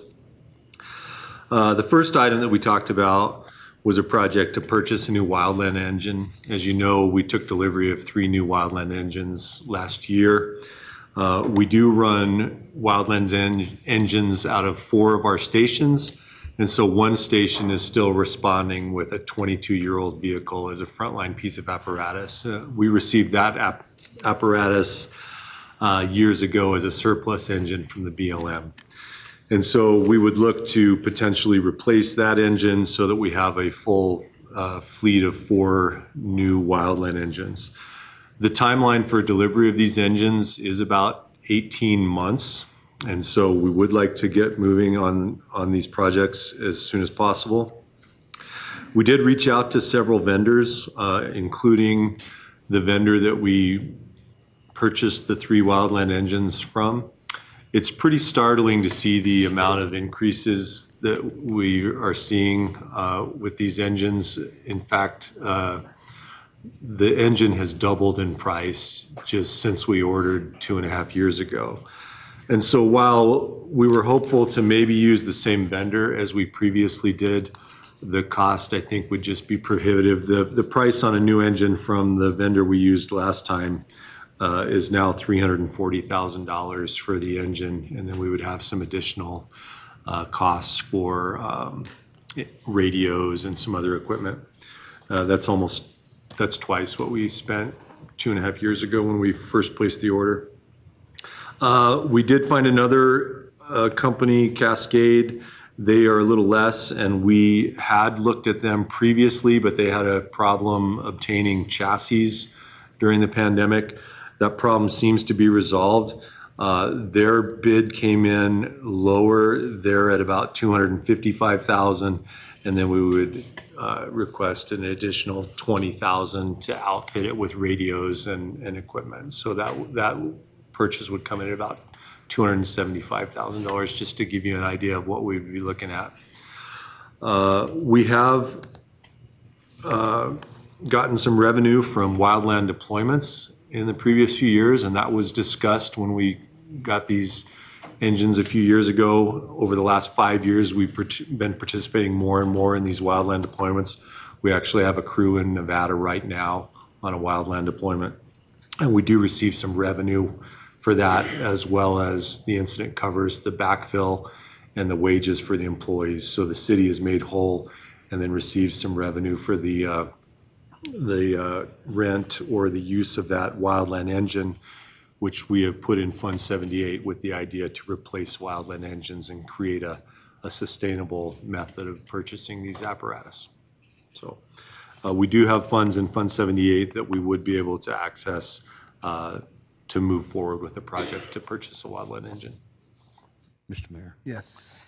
is there any complication of different kinds of equipment in different stations and the different way they operate? And the reason I ask, I watched 2 firefighters die in a wildland fire about 40 years ago, so that concerns me. It certainly is a concern. It's one that has been called out in after action reviews, for instance, in the fires in Maui. One of the mitigating factors that they identified was disparate equipment and unfamiliarity with running different equipment. I think that these engines, while they wouldn't be identical, we would certainly outfit them as close as possible. And so I don't think that would be a huge concern.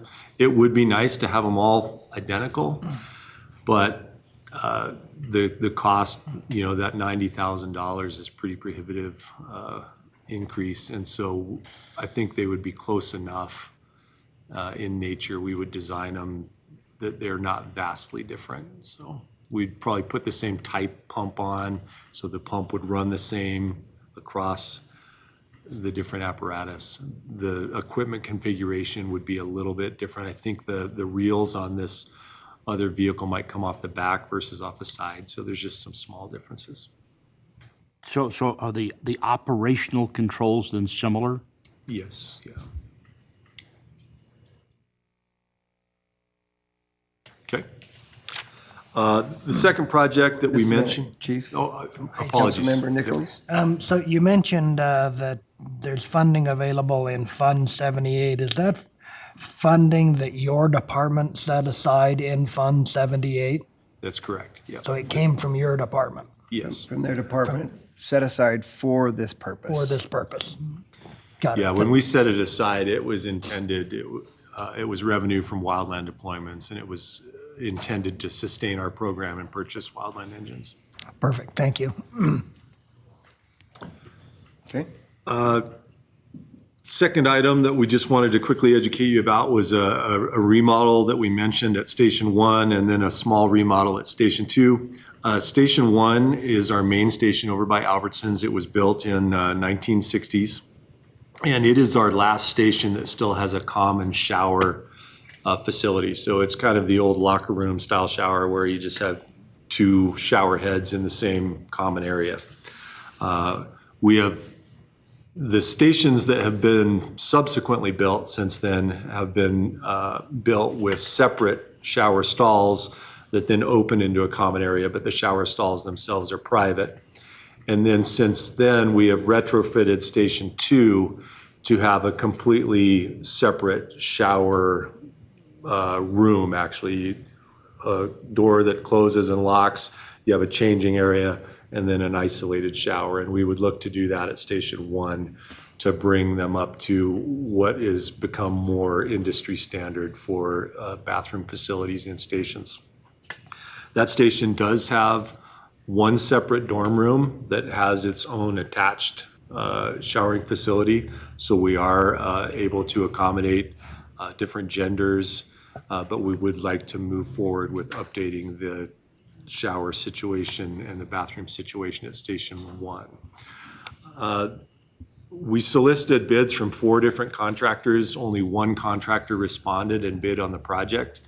We also asked them to bid on the battalion chief office remodel at Station 2 because that is an office that has an adjoining dorm room. And we feel that's not a very professional atmosphere to, one, be meeting with vendors or employees in the battalion chief's office when it's adjoining the dorm room, and it doesn't really isolate that dorm room to give the employee privacy. And so we're gonna put a wall to physically separate those 2 areas. The contractor was only interested in bidding that job if they could tie it into the Station 1 remodel. And so it was the one contractor that did respond. The total bill for both of those, the bid came in at $188,000 for both projects. And then we would ask for, if we bring this before you, we probably would ask for a contingency of 20% for change orders and contingency fees, which would be about $226,000 for the total project. We do have funding available in Fund 78 for this, should you choose to move forward with this project. And that has been a combination of wildland deployment money and also fund balance over previous years that we have put in dedicated to capital improvements. Okay. And I'd be happy to answer any questions. Councilmember Wait, Nichols? back up to the wildland truck. What was the price on that? The bid from Cascade came in at $255,897,000. Plus the fitting out. And we estimate that an additional $20,000 for radios and equipment would be needed. All right, thank you.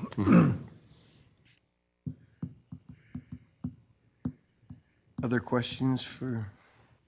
Are these the most pressing needs in the stations?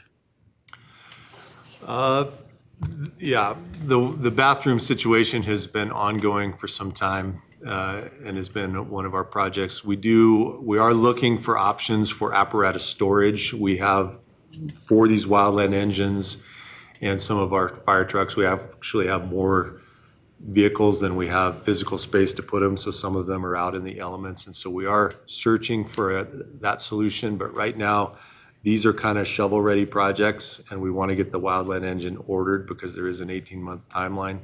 But right now, we don't have kind of a turnkey solution for the apparatus storage, so we're still looking for that. There has been discussion of the use of the old fueling station, putting something down there to try and accommodate that. Yes. Would that solve that problem? It would, and we're continuing to explore that. Okay. We've got another idea as well. We just have to vet it out. So, but at the end of the day, we've got to buy and pay for a facility to park the vehicles in. Yeah. Regardless of any of the options that we're looking at right now, we don't have a building there, so we need to do that.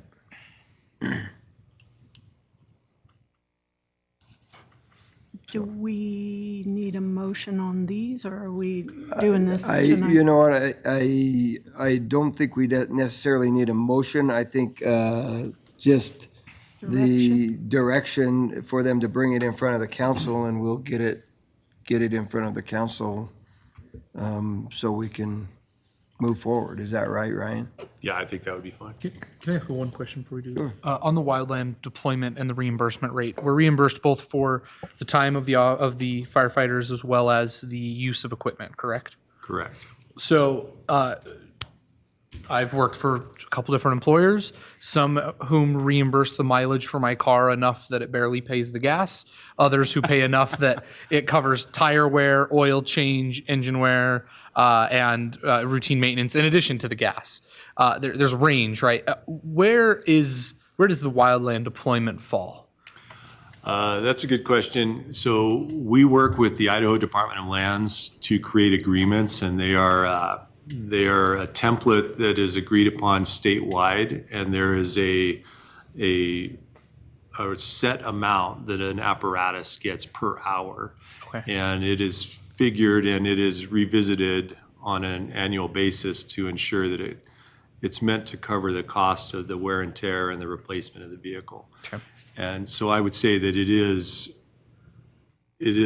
in excess of what the wear and tear is, and that's why we've been able to put some money in to Fund 78 to fund these projects. Great. And then it does cover the personnel costs at 100%. So the city is still staying whole with the personnel costs as well as day-to-day staffing. Great. Okay.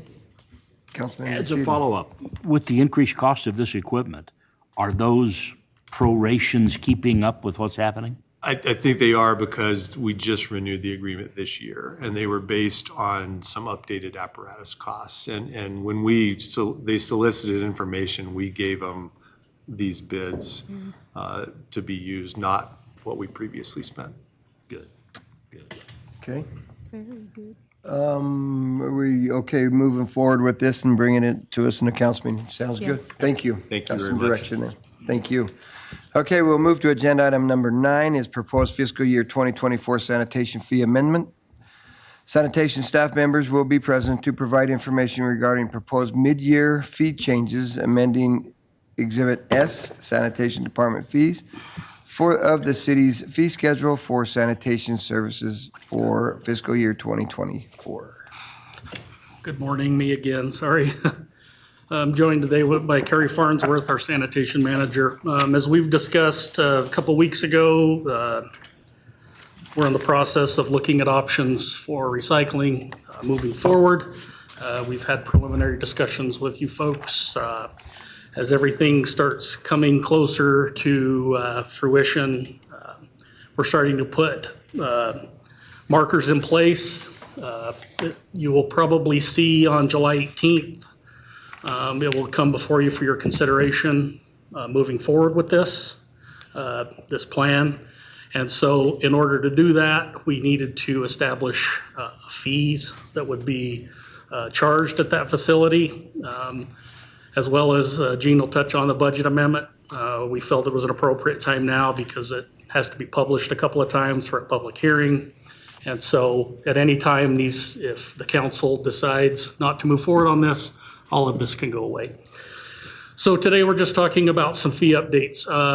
On your agenda, we submitted a PIA. Unfortunately, it was the 2025 fee schedule, so we've given you the 2024. That's what we're here to discuss today, is an amendment to the 2024.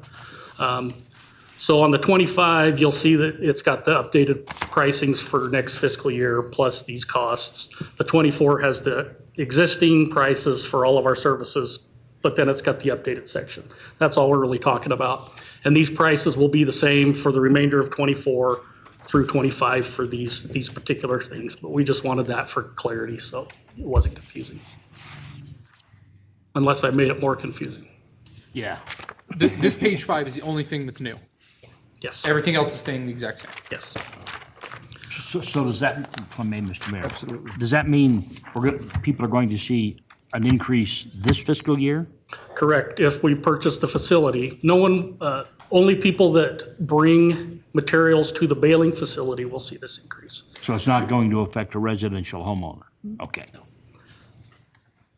Any other on that one? Any other questions? I probably made that more complicated than it needed to be, so I apologize. One other Yes. language question. This circuit breaker exemption list, does that 30% reduction mean we're providing those services at a cost to the city? No, that's a program we've had forever. I know. Yeah, and so Is it Carrie may be below- able to That is speak for on. residential homeowners. Right, but is the rest of the city then subsidizing those who are on the circuit breaker program? I guess that's the point I'm trying to get to. It's worked into our rates, so yes. But is that reduction pushing the collection fee below the cost of services? No, because our rate study takes all that into consideration. Those factors are put in and then run through their algorithms to set the next 5 years' fees. So these fees here should have no effect on any Yeah. residentials. We can talk about that later because Well, that's a point I want to try and make, if I may, Mr. I'm just wondering if someone applies for the circuit breaker exemption and their costs are reduced 30%, does that push the cost of that service below the cost of the city providing that service? I can look into that more. I can't give you a perfect answer on if it would or not, but that 30% would be redistributed amongst the fees. I understand that, but that would mean if Linda applies, I'm paying proportion of hers. That's what I'm trying to get. I can get you the breakdown of how that works. I Thank you. really don't have that answer right now. All right. I would just be speculating and I don't want to do that, so. Thank you. Okay, so these fees are pretty simple. So if this goes through, other communities will be bringing their curbside recycling in. And so it would be up to the city to bail those products. Recycled material is very fluffy. It's really light, but it takes up a lot of room, so we have to bail it and compress it. So the baling fee would be $35 per ton. These costs are per ton. There would be a handling or storage fee. We don't plan on using this, but if we need to, we just wanted it in there. A $10, let's say someone brings something in and it doesn't get hauled off for a while. This is to incentivize us not having to sit on material for a long time. Contaminated loads, so if one of the curbside recycling trucks come in and there was a 5-gallon jug of oil and it contaminated that load, we would segregate that off, put it in a separate container, and then it would have to go to the landfill, and then that cost would be passed on to whoever delivered that load. Okay, Tom? Yep. Councilmember Paulson? What would be the time frame for the handling? Like $10 per what unit of time? Yeah, per ton. Yeah. Yeah, and it would be a monthly cost. We still got to work some of this out. Unfortunately, we're really working hard to get everything straightened out right now, so. Because I only ask because $10 seems cheap for a ton if they're storing it for a long time. Yeah. And once it's baled, it takes up the bales are about like this, so it doesn't take up a lot of area. So we don't foresee this being an issue. The people that come and collect those baled products are pretty responsive. They come and get them in a timely manner. We just wanted something in there for the just in cases. And we'll create a policy for that if we move forward of how we handle that, so. Mr. Mayor, Rick? this contaminated load per ton, you said if a curbside recycling truck, that's one of your trucks, Yep. brings it in, how are you going to know who it came from? So each truck is they come in at different times throughout the day. The material's dumped on the floor in a big pile. And then the forklift will come and push it into an in-ground baling system. And so as they're pushing that in, we're probably going to be baling as it comes in. We'll be able to notice that, and then we'll be able to notice what truck it was. Who are you going to bill for the $20? So what the $20 is, so if, let's say a contaminated load comes in from somebody that's not ours. Okay. Yeah. And so that's basically, so the facility, if we move forward on this, will just have a couple of forklifts. Well, to pick up this recycling, we're gonna have to get, borrow a backhoe or something to load it. So those are numbers in there just to cover that additional labor to do that. And then it will be loaded onto a roll-off and then hauled to the landfill. Unfortunately, one residential truckload, once it's baled, it's very small, but when it's not baled, it's really large. And so one truckload from a residential truck, when it's dumped on the ground, it requires a 30-yard container to carry that to the landfill, just because the volume's so high. So that's what that would be. And then the contaminated haul would just be to pick up that 30-yard container, haul it to the landfill. So Who's going to pay that? that would be whoever contaminated the load. But it's not one of your residential trucks. Yeah, we would absorb that in our budget. So that's pretty much all we have on that.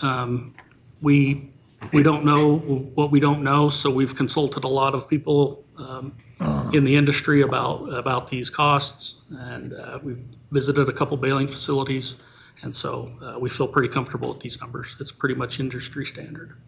Okay, Councilmember Nichols? So if you have a full truck of recycling and then you compact it down, what size does a full truck compact down to? It's probably 2 or 3 bales, and they're 3 by 3 by 3. So pretty small. All right, cool, thank you. Yeah. And then once we get a load up to about 50 bales, that's what a semi truck will hold, and then it would get loaded and hauled to the sorting facility. Rick?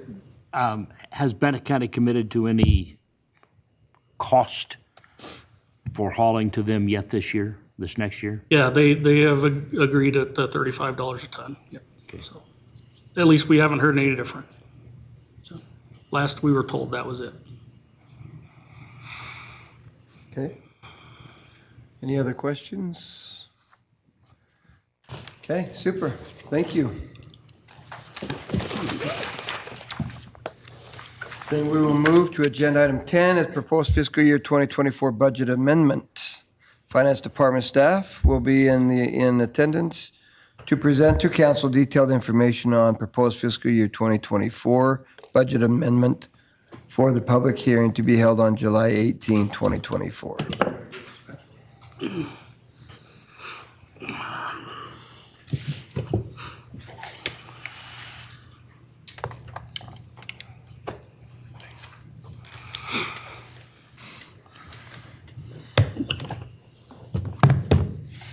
So I'm joined by Gene Hill, CFO. We're going to talk about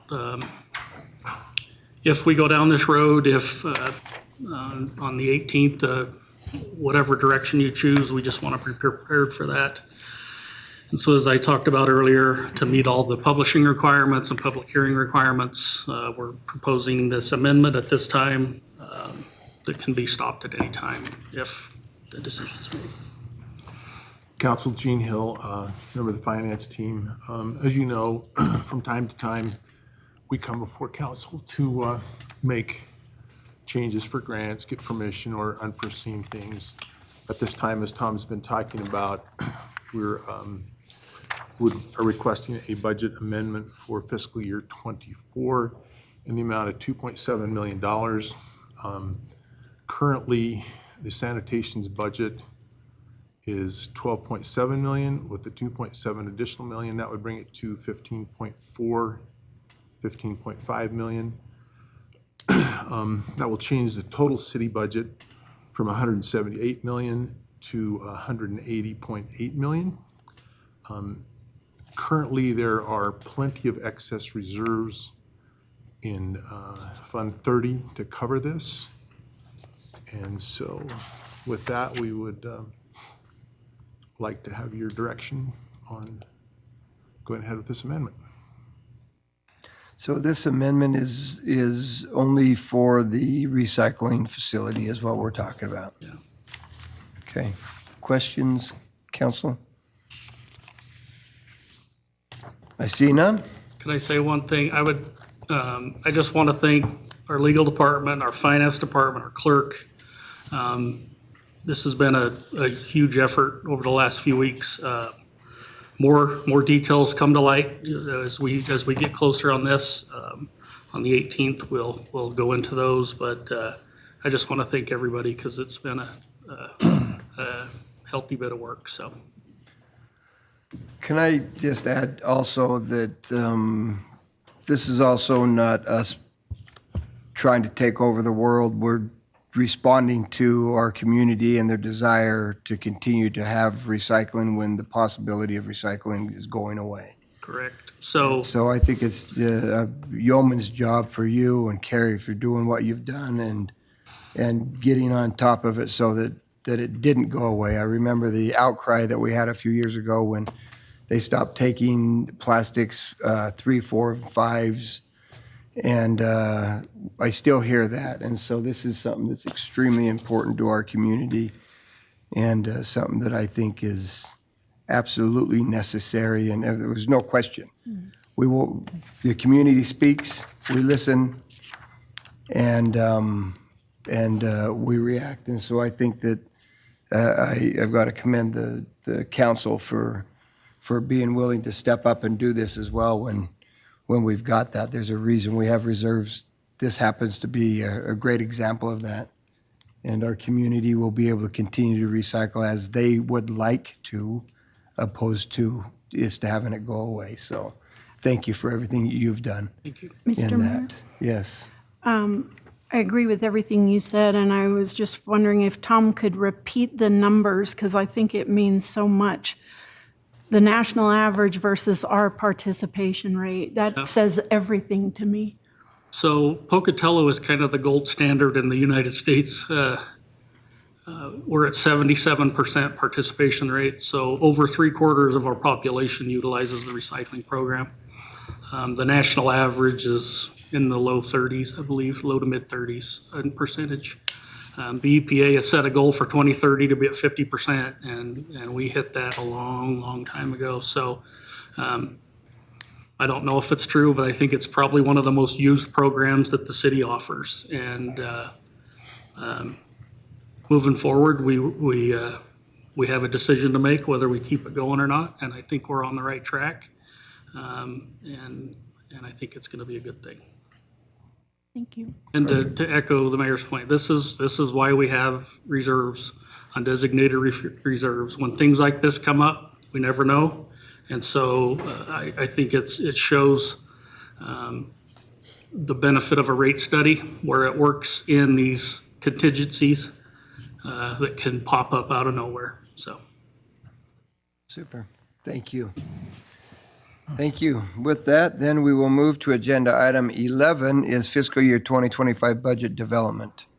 Council will consider the fiscal year 2025 budget and discuss recommendations to prepare the budget amounts necessary to meet notice requirements for the August 1, 2024 public hearing. Council, Mayor, again, Gene Health Finance Department. Kind of the layout of the budget agenda is, I think it's important that we go over the healthcare provider, make a choice on which way we're going to go because that impacts the budget.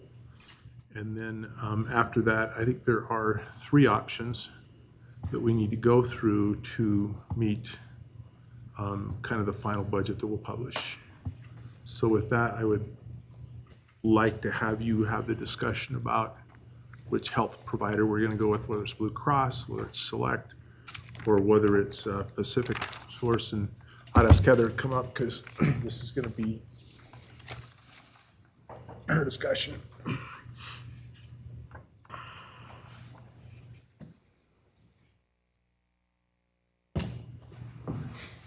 Heather Buchanan, Human Resources Director.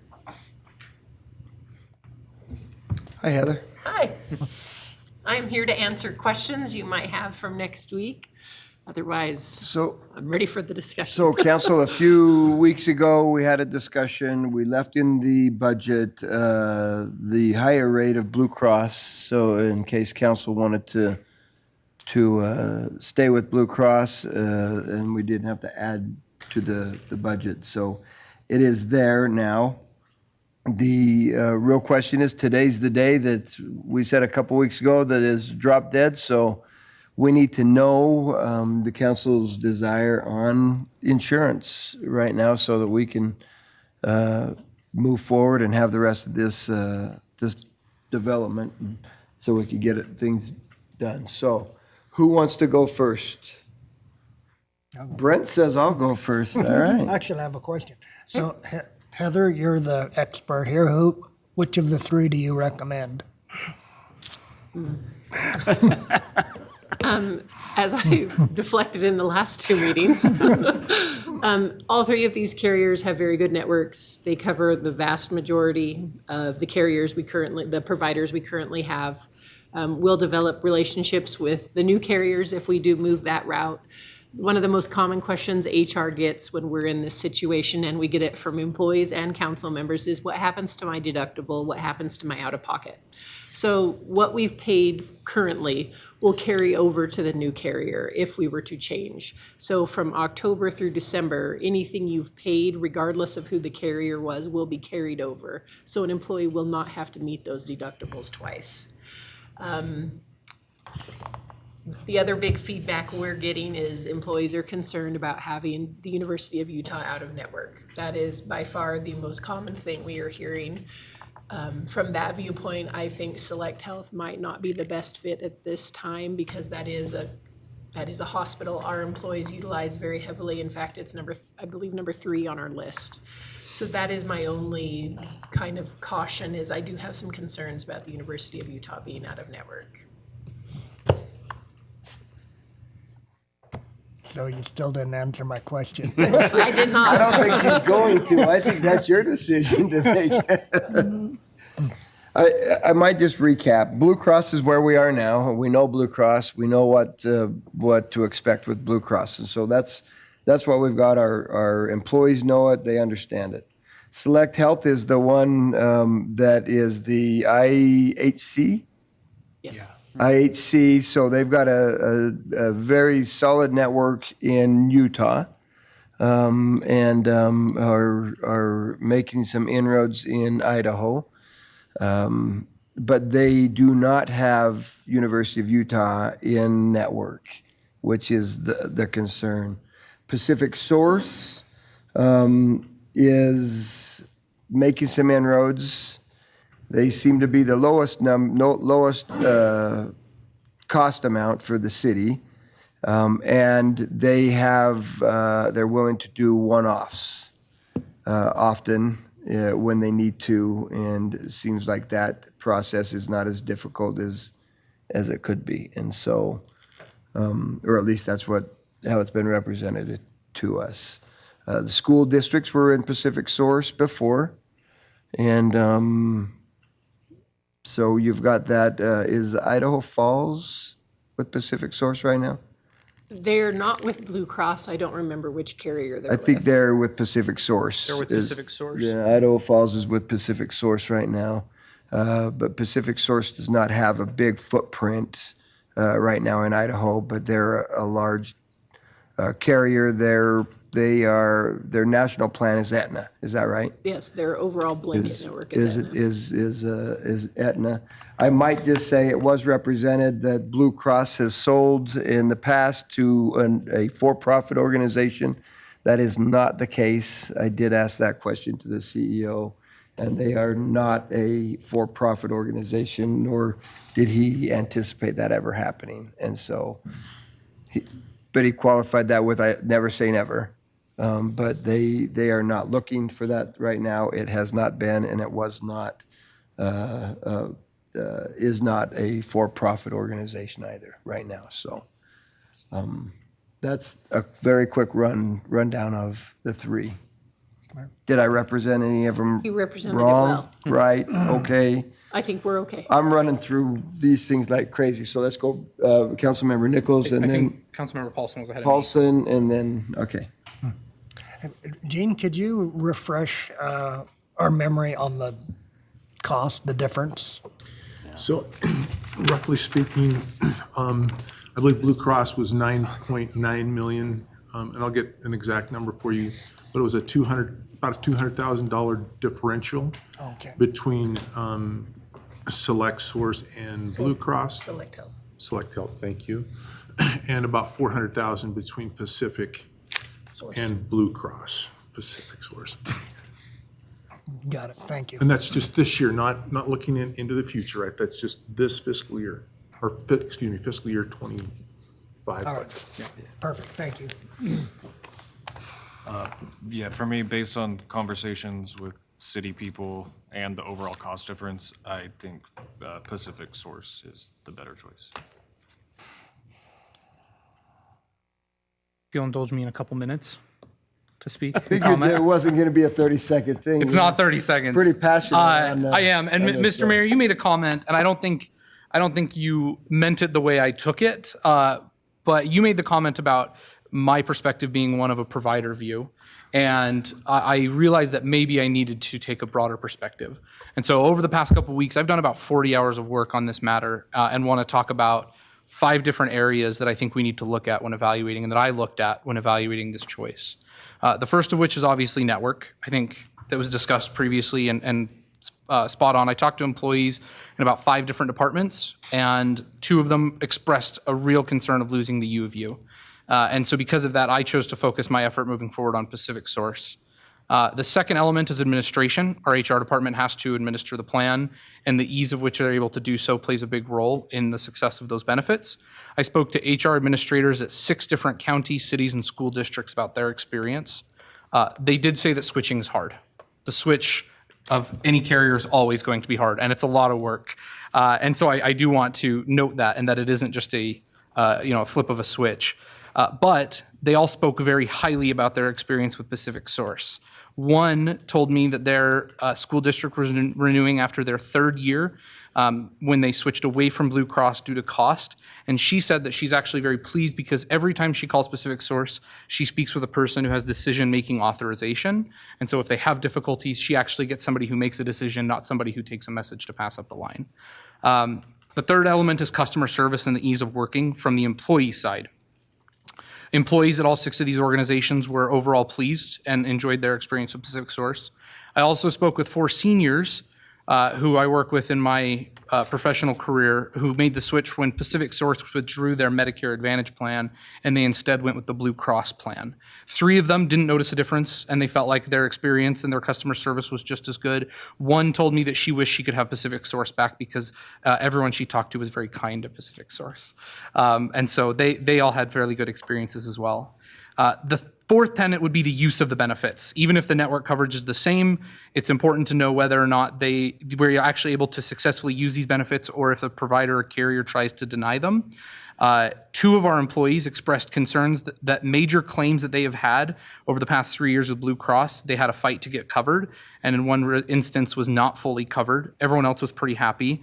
The employees I spoke to at other organizations were all fairly happy, and no one reported any major claims, but that's not fully representative. I also spoke to 4 providers' offices, a small hospital network, a private outpatient specialist, a primary care office, and a surgeon that is a hospital affiliate. The hospital network and primary care office both expressed a lot of ease with working with Pacific Source, and they take all of their Pacific Source patients. The surgeon and hospital affiliate is now in network, but 5 years ago was not. But they told me that they did half a dozen of these one-offs that were described with Pacific Source, and their billing team found it fairly easy to do so. They're now in network, so it doesn't necessarily apply, but they have done these one-offs in the past. And then the private outpatient specialist actually said that some Blue Cross plans have limitations on number of visits, whereas Pacific Source does not. And so they often found that Pacific Source patients enjoyed the use of their benefits better. The fifth and final element, though, is cost. And I think it's important not only to think about cost as in a sense of caring for our taxpayers' dollars, but also the cost of what that looks like for our employees moving forward. If the $400,000 is true of this year, but it's estimated at $1.2 million in 2 years, and $1.6 million in 2 years, and a difference between Blue Cross and Pacific Source. And that drastic difference accelerates to a point that I worry about our ability to continue to provide the same level of coverage with the same level of cost for our employees. And so I think it's really important that we look at this option, and given everything that I've looked at, I think Pacific Source will offer excellent coverage, and doing so takes care of our employees the best. And I need to admit, I was wrong about a couple of my assumptions of network and presence due to my previous experience. But I put a lot of work into this, and I am very confident in my recommendation of Pacific Source for our insurance carrier. Nice analysis. Really, we're clapping on this one now? Nicely done. You have anything else? That's it. Okay. You three. Brent's already spoken, so let's hit Linda. Oh, well, actually not on who it is, so let's hit you. You've asked a couple questions. I'm sorry, you hadn't really come down with who you think. Sounds like Pacific Source due to cost and the great case made by Josh. And I also commend you on making a very strong case. I went into this decision very torn because while, there's certainly some issues with working with Blue Cross, we have pretty good coverage, and it covers the providers that our employees are working with now. And I didn't want to make a change that would take anything away from what they have now or affect their ability to keep using the providers they're using. So that was my biggest concern, is keeping employees sort of covered in as close to possible in the way that they are now. We also have to be responsible, fiscally responsible, and look at cost. So that's a concern too. But I think with everything I've heard and the analysis that Josh just gave us, that I feel pretty comfortable with going with Pacific Source. Again, my main concern was not losing coverage for our employees. And it looks like we're getting pretty much the same as what we'd be getting with Blue Cross. So that concern, I think, has been sufficiently addressed, and then balance that with the cost savings. The other concern was long-term. It's not just what we'd save this year, and of course that's the decision we're making, is for one fiscal year. But if you look at the raises that we've had over several years, other than the, what was it, 12.73 or something, I can't even remember the number now, but we got one decrease, but otherwise we increase regularly. And so looking at the sustainability of that worries me, as Josh said. So I think I feel fairly comfortable saying Pacific Source at this point. Okay.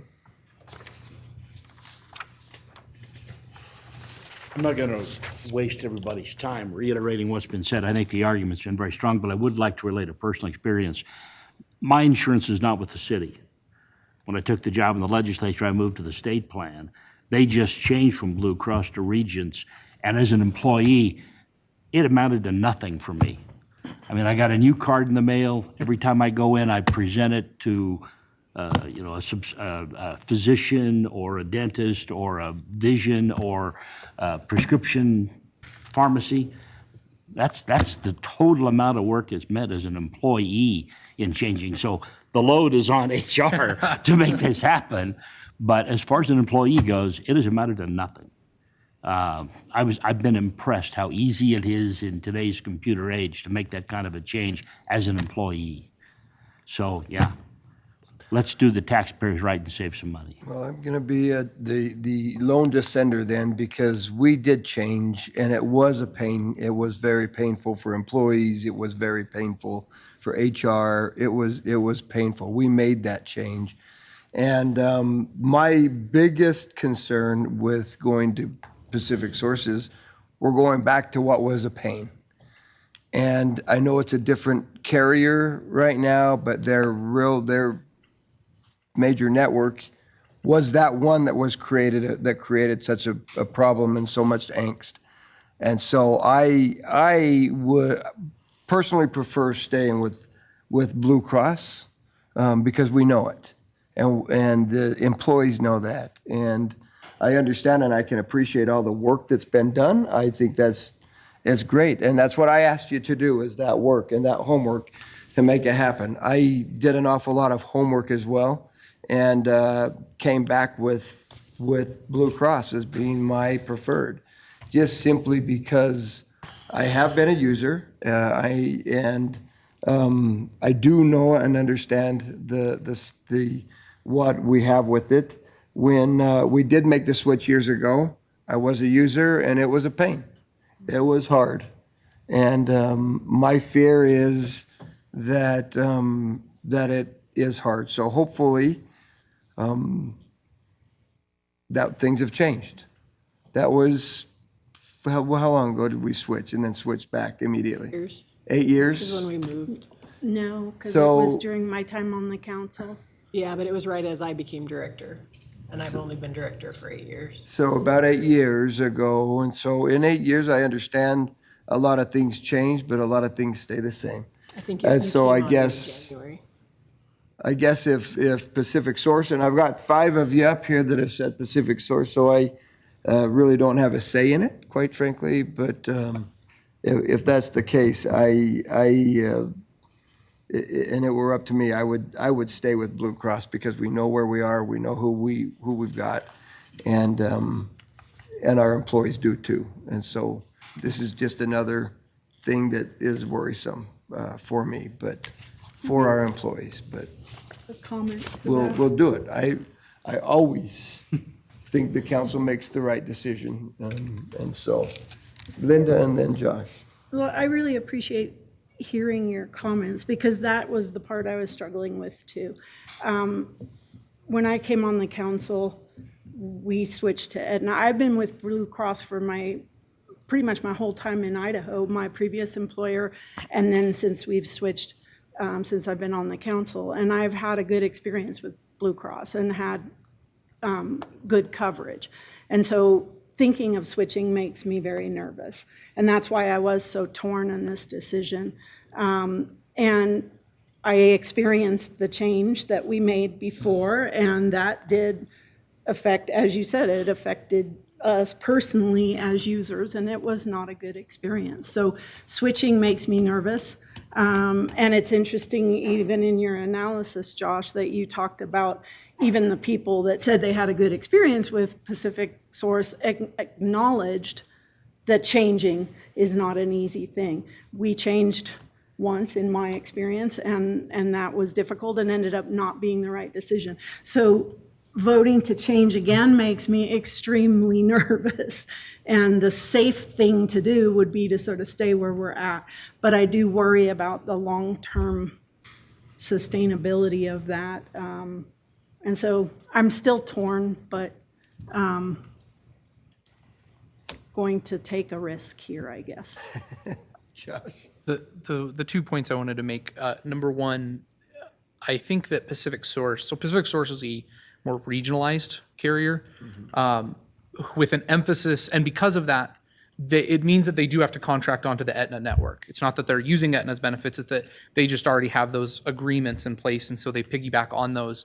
And it means that in order to be competitive, I think Pacific Source has to offer a level of service that is above and beyond its competitors. Because Select Health, for example, has the bundled copay that would reduce out-of-pocket costs even after you met your deductible for routine doctor's visits, x-rays, and labs that are drawn. And so like Pacific Source doesn't offer that. And they have to, and to be able to compete with that, they have to offer a kind of service that I think goes above and beyond. And I think it is telling that of those 6 organizations and agencies that I spoke to, a couple of them were renewing for their 3rd or 4th year with Pacific Source.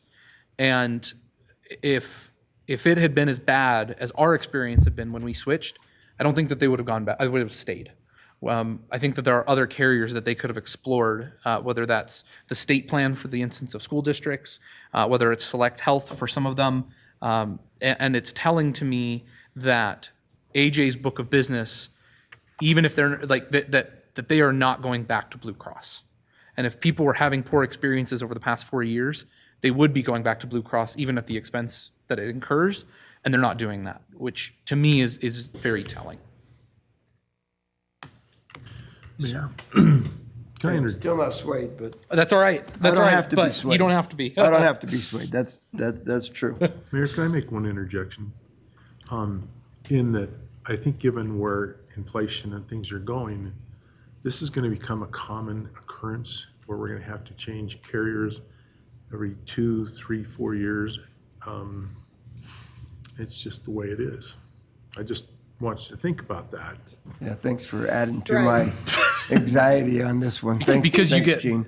Next time, don't discounts ask when to you switch. speak. I'll just move on. Mr. Mayor, No. may I make a comment along those lines? I do appreciate that, Gene. That is true. Yes. Make a comment along those lines. I've been talking to some people about this, and there is the possibility AAIA may expand their coverage and make cities our size eligible to join their insurance pool. Right now, they're limited to 300 employees, is as big as they'll go, but now their board is talking about expanding that to make larger municipalities able to join their insurance too. So I think we're going to see increased options in the insurance business in the future that we don't even have right now.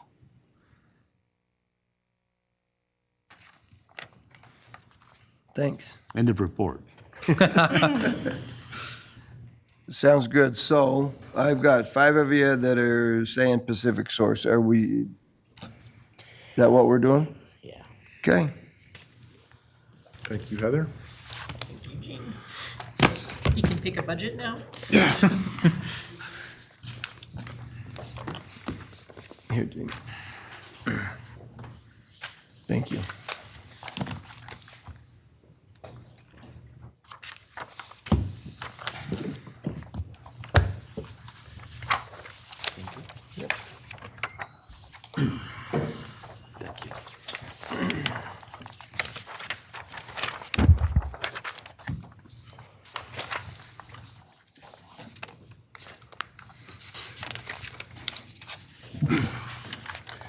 If I can, I want to just mention something about inflation today and then jump right into this and hopefully we can make this short. So the CPI came out today for June data and it was at 3.0. And that's the government's, they've redacted a lot of stuff. But the reason I want to bring this up is just here's kind of an idea of what inflation's at. Car insurance, 19%. Transportation inflation, 9%. Hospital service inflation, 7%. Car repair, 6%. Electrical inflation, 6%. Rent, homeowners, 6%. Food, 4%. And the only reason I bring that up is inflation's here to stay. And as we go through these discussions, you're going to hear about the Fed dropping interest rate, which will impact our decisions on this, but they're not going to be able to drop it a whole lot. I mean, we may see it come down 0.5%, 1%, but it's got to stay there. We can't have free money anymore. So with that in mind, we had, once we got final budget numbers, like I was saying, these are estimates pulling it together. We have a shortfall in our budget of $916,000. So I went over three options, or I'd like to go over three options that I believe we can solve this pretty quick. So if you look at the interest income on option one, we would take 600,000 of interest earned income that would move out of, that right now I've got budgeted in Fund 78 and Fund 16, move that back up to the general fund to help cover this, and take a 1% foregone. I know that that's not a popular thing, but I think that we should consider taking the 1% for the O&M of the foregone, and then that would cover the shortfall in option one. Option two, we take 100,000 from the interest income, take the foregone, and then out of excess reserves of the various tax funds, we would take 500,000. That would cover it. Option three would be where we would take, first of all, interest income would make up any shortfall that we would have in this, because this would be where we'd take 1% foregone for the O&M, 3%, or actually 2% of the foregone in the capital expenditure. But as you know, that has to be specifically identified for capital projects. And that would cover it. So with that in mind, questions, and we could mix a few of these, right, to come up with a different option, but I just wanted to keep it simple. And So, Council, let me just give you a little a little background also. We last time we left, we had a balanced budget. If you remember, in that balanced budget, during the budget presentation, we continued to say, we have to get, these numbers are going to change. We're waiting for negotiations to end so that we can get us solid numbers.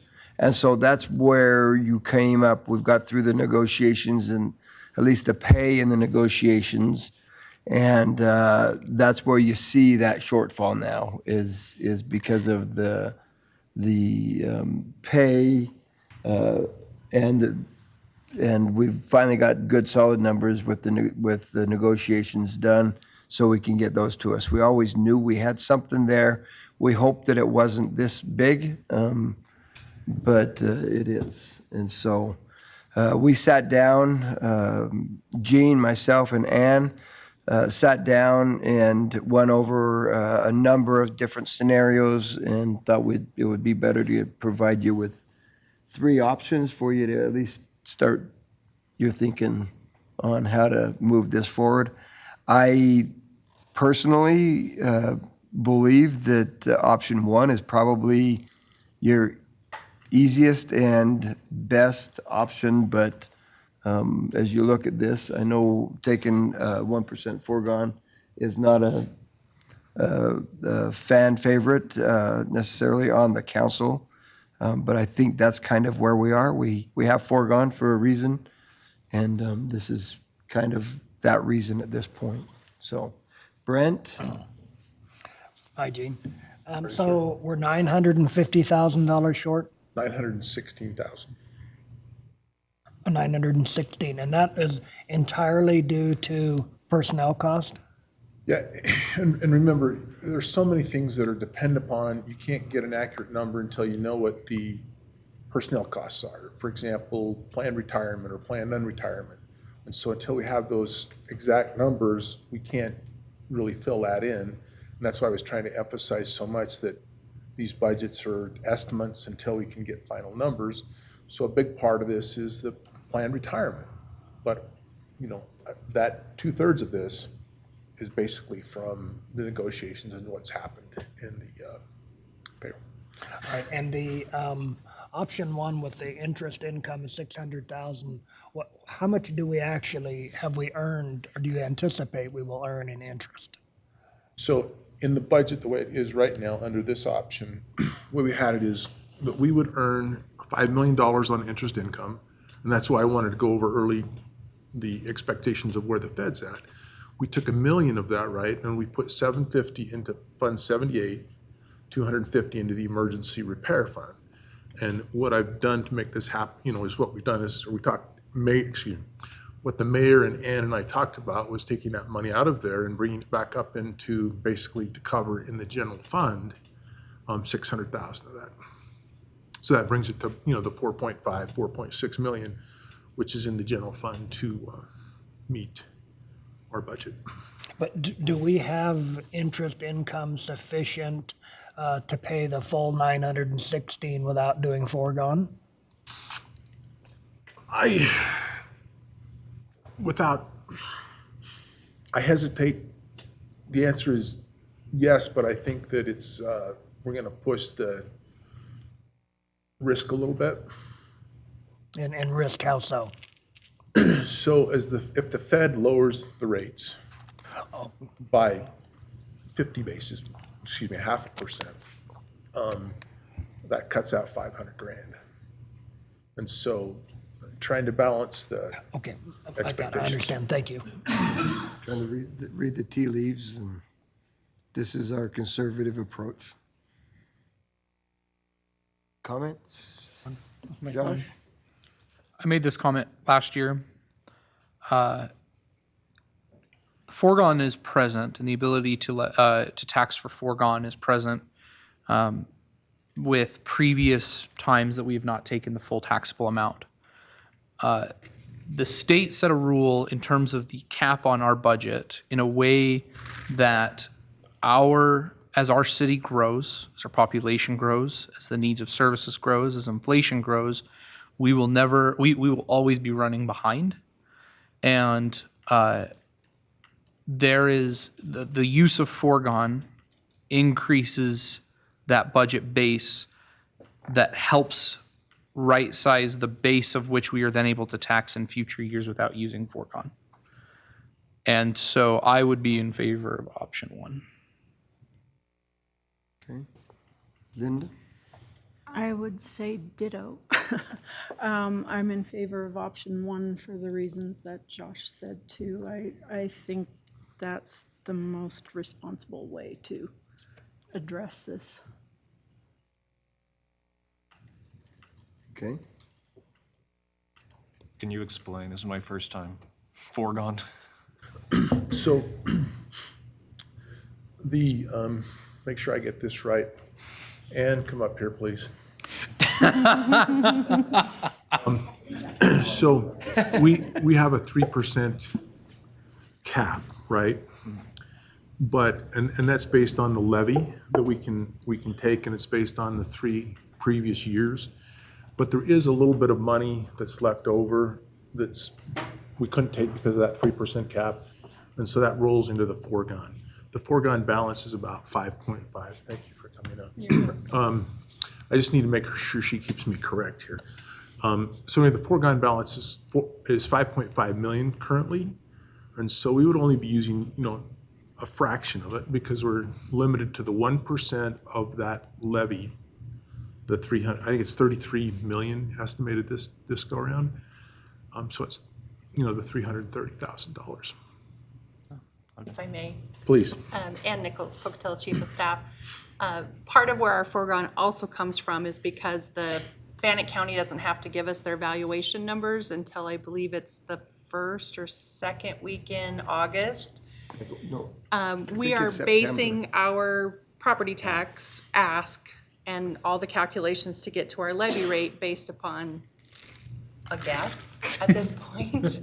And so sometimes our guess is a little off, valuations change a little bit, and so even if we guess the best we can and take as close to the 3% of the last 3 years, sometimes because of the valuation change, we're actually leaving money on the table as well.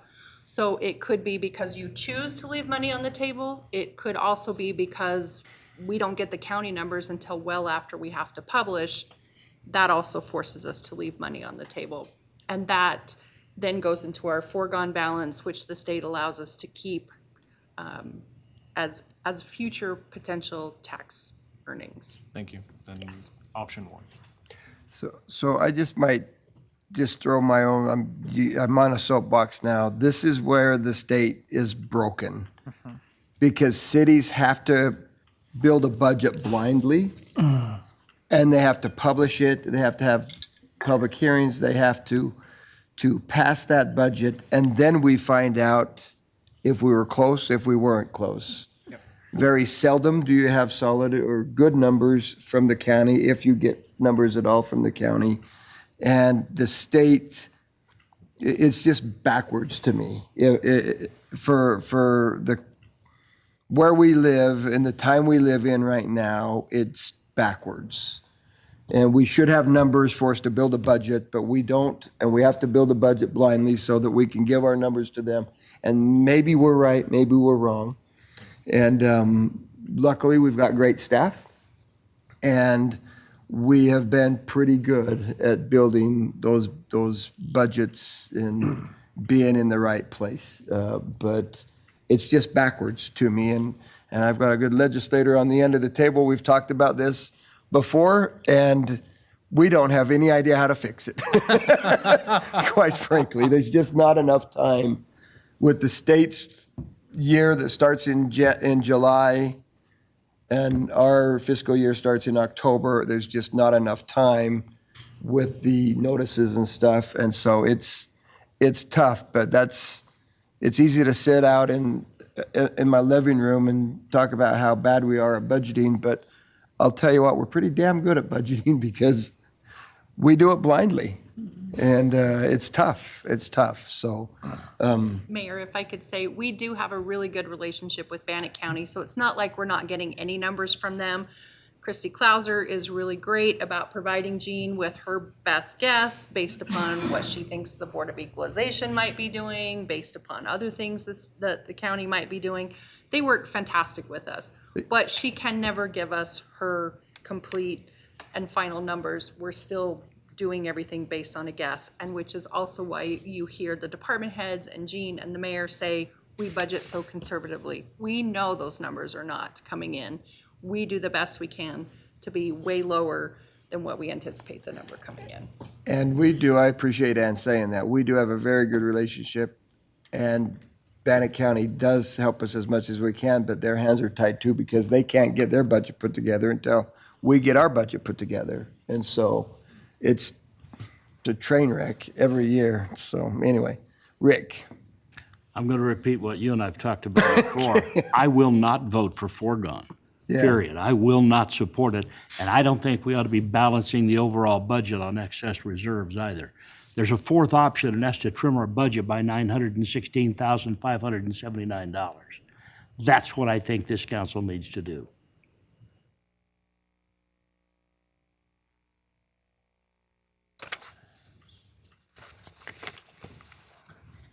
And we have talked about that a number of times. Yes, we have. So yes. Rick, do you have any idea of where we'd start?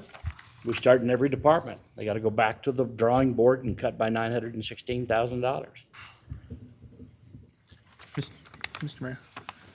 Rick, you've made the comment before that you think it's possible that the state will take away foregone. It's been discussed. It's been discussed. A couple of years ago, when I first heard this discussion, before I was even in the legislature, Idaho Falls went in and took their foregone. They because of the rumors that foregone was going to be eliminated.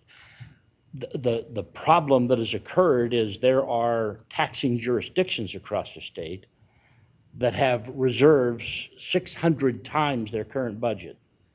Well, I shouldn't say that, 6 times their current budget, 600%.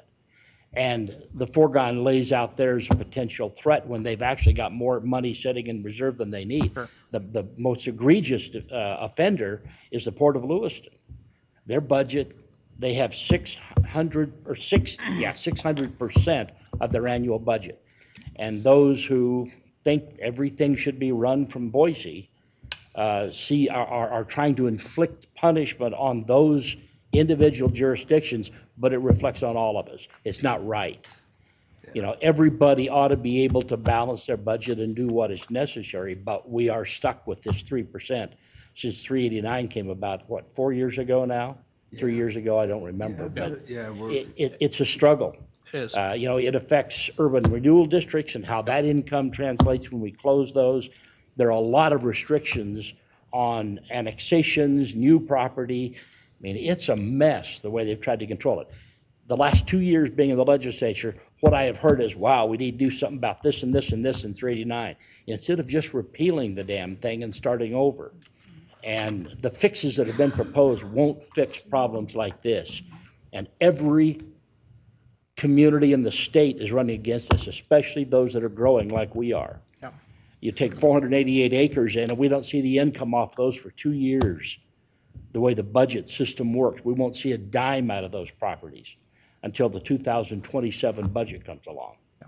And it's a struggle. We're still going to have to provide police and fire and all the other services to that part of town with no income from them. The county will continue to collect that. And this problem is, I mean, it's a mess. But I don't think good planning means dipping into reserves to fix, that's short-term money to fix a long-term problem, and I think that's wrong. And I don't think taking foregone is a good thing to go to the populace and say, here's what we need to do to balance our budget, is we need to take more money from you. I think that's wrong. Mr. Mayor? Yeah. If I may make a comment, I agree with, I'd prefer not, option 2 to me, I don't want to use the excess reserves in that spot.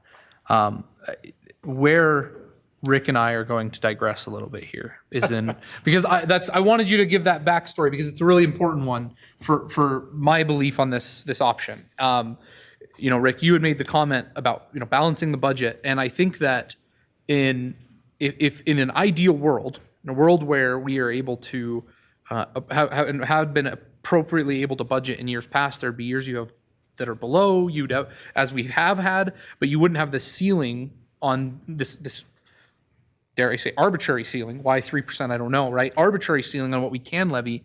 And so my concern then is that when we just look at the solution as cut $916,000, that if there's still going to be some inflation next year and we're going to come back and we're going to be at the same spot and we're going to have to cut again. We're going to keep cutting because our growth is going to outpace the 3%. And we'll have development that comes in and the annexations. And so some years are going to be harder than others. But to me, the most important way that we are going to be able in future years to balance the budget when growth outpaces, when our growth outpaces our levy and budgeting authority, is by creating a budget base that is closer and more representative of where it should be based on our population growth of years past. And to me, the way to do that is by utilizing this foregone money. And so I know Rick and I come to different conclusions on this one, and I wish that, you know, we had a solution at the state level to fix this. But that's why I am in favor of option 1. Well, did you have something? Go ahead. I do. Hi, Gene. Can we back up to interest again here? Absolutely. So you've estimated how much for interest? So let me back up. So $5 million, Okay. which is 5% on $100 million. You know, which is the very strategic things that we plan to set aside for deferred maintenance, for new things that the city needs to do. So while we can earn interest on that, that's kind of how I'm figuring that. Okay, so we've got $5 million potentially in interest, at 5%. So where else have we budgeted that $5 million? So $4 million of that is in the general fund right now to meet the general fund's shortfalls. So of the. But without the So 600,000? exactly this. So again, 4 million in the general fund. The other million we put 750 into Fund 78 for future capital expenditures, 250,000 into Fund 16. And so in option 1, the thought is we would take 250,000 out of Fund 16 and then, 350-ish out of Fund 78, move that back up to the general fund, and that would cover most of it. So we, just in summary, we've already used 4 million of the 5 million in the general fund. Is that right? Yeah. So it would require, in order to balance the budget entirely on interest, would require taking the entire $5 million. Yes. And again, I would caution you Right. on that because, again, after today's report and what I've been following, I believe the Fed will drop interest rates, 0.25%, 0.5%, which is 500,000. Now, I have a way that I can make that up, which I'm fine with, but I don't want to utilize that unless we have to because it's. And I'm guessing the 5%, that's based on some short-term investments that. It's based on either the Treasury bills, Treasury notes out to 2 years, using that interest rate. But how long do we have that locked up at 5%, if at all? It's on the two separate things. One is on the police retirement. We've got it locked into what's called a ladder approach, so that we average in, if you will, average cost in. But on the general city's money, it's 60 days, 90 days, because changing topics for just a second, we really need to get a 5-year cash flow in place, so that we can actually match investments where cash flow is needed, but we haven't had time because we've been so far behind. That's something I'd like to do in the future. That would allow us to lock stuff in better, but right now it's 60, 90 days. So we do have risk of interest rates Absolutely. dropping. Absolutely. Okay, all right. So depending upon the county's final numbers, is it possible that we could balance this budget by only using the 3%? It is possible. It would require some changes in our expenditures. As to Rick's point, we would have to balance it only on. No, I meant sorry. as proposed now with the 900,000. Is the county's ultimate numbers going to impact our tax revenues, correct? Yeah, And that could be I don't- higher? I don't think that will change much because again, it's the average of the 3-year levy.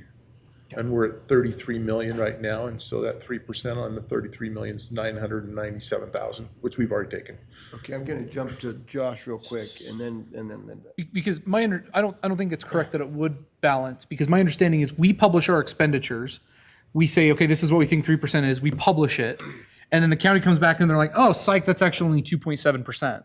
So the difference then, we don't get that difference. We don't get to be like, well, oh, never mind, then we want the full 3. It just goes, that money it's gone. We don't get it. So yeah, there's no. That becomes the foregone. That becomes the foregone, right. But that's not money that like we can be like, oh, actually, no, we want to bump that up to 3% and we'll just take less of the foregone technically. I mean, it comes from the same spot essentially, but yeah. It just drops the rate of what we actually levy. Yeah. Yeah.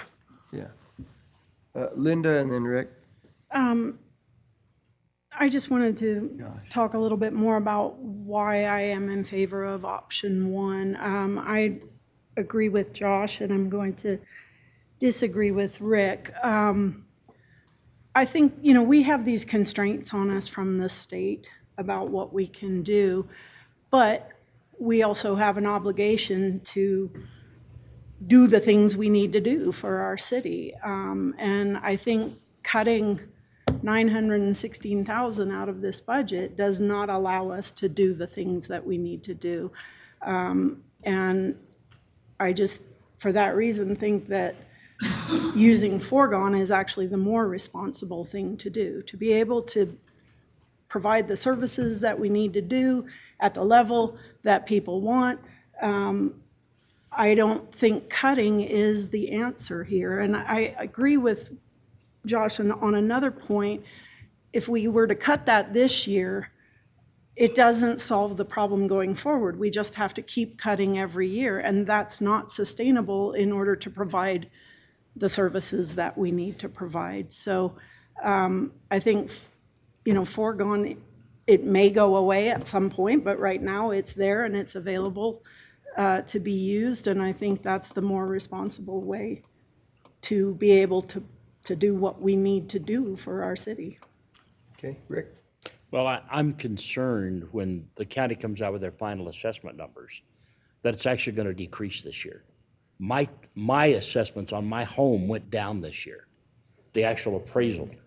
And I think that's a general trend. We've not seen commercial go up hardly at all, while everything else has skyrocketed. And I think we've overshot, and now we're settling back to a more reasonable number of what it should have been instead of taking those giant increases. So that's a real concern to me. When we hit our budget, we present that to the county, and we've taken a 3% increase, but when they look at the assessment numbers, it isn't there. And we may have a problem with what we're asking for. So I'm very concerned about that this year. But I just philosophically am opposed to taking the foregone.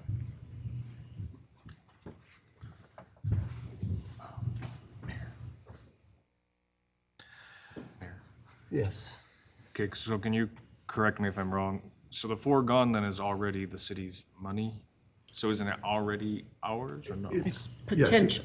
It's set aside that we can allocate that right now, right? We can, so yes, we can. It's money that's been set aside that we didn't get in prior years because of the 3% cap. And it's specifically for the entity of Pocatello. It's not one pot of money Yes. No, for it's McCammon. It's specific. taxes we haven't asked for yet. Yes, that we could have, but we didn't. Yeah. So they're not in our budget? No. They're not anywhere with the city of Pocatello? They're being held on paper by the state? And then in order to access that money, you actually have to decide to use the 1% for operations and maintenance and or the 3% for capital. Thank you. It's a dumb system. The way it's. So, Gene, help me understand, what does 3% look like in our budget? As in, How much is 3%? 3% right now is budgeted at 997,000. 997. Right, out of a $163 million budget. So what we're talking about is if we do not do this, $997,000, we're going backwards in my mind as a city. We've asked our departments to look at about a 3%. We haven't, some of them we've gone over that. We have never, I don't think ever, funded parks correctly. I think parks has increased their budget quite a bit more than 3%, but then the mayor's office's 3% is not in this budget because we didn't take it. And so when we look at that at 3%, we just heard how everything's going up, insurances, and you can read that list off again if you'd like to. Sure, if you'd like me to. I don't really care if you don't read it again. Okay. I'm just, I know it's there. Everybody heard the list. Prices are going up to do business. It's just more expensive. We've been trying to get the city funded correctly, and we've got $5 million of foregone that we have not taken, which I think hindsight shows that we probably should have. Idaho Falls took all of theirs in fear that it would go away. Partially, it did go away if you can't take all of it, because right now we couldn't take the 5 million if we wanted to, if we had to, because we're capped at 3%, but a total cap of 8%, and there's just no way we could even come close to taking that. I think it's something that we're going to need to do. I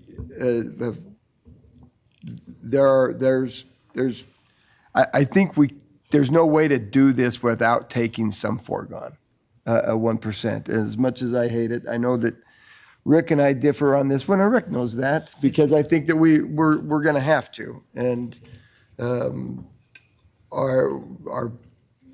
we have departments, all of our departments literally run on what I would consider a shoestring. If I look at a private entity, and I know I'm not looking at private entity, but if I did, my finance department would have 6 more people in it. The mayor's office would have probably 3 or 4 more people in it to do what they do. Legal department would have 4 or 5 more people in it.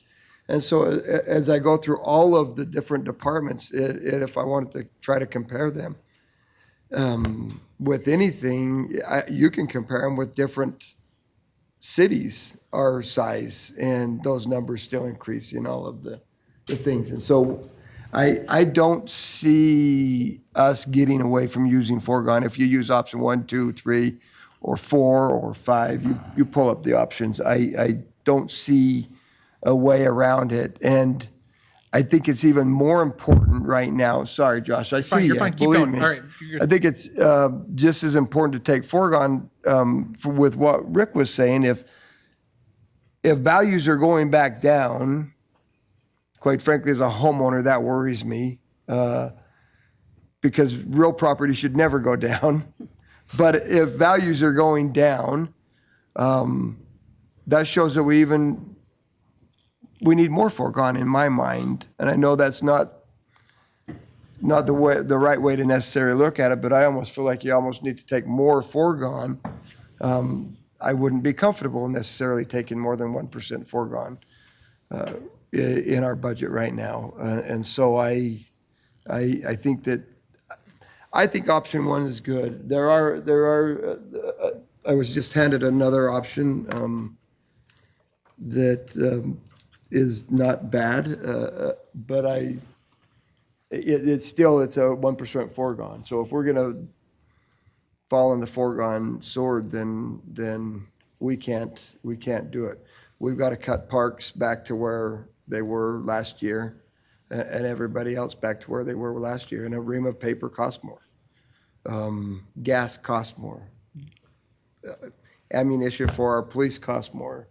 Firefighting costs more for the materials.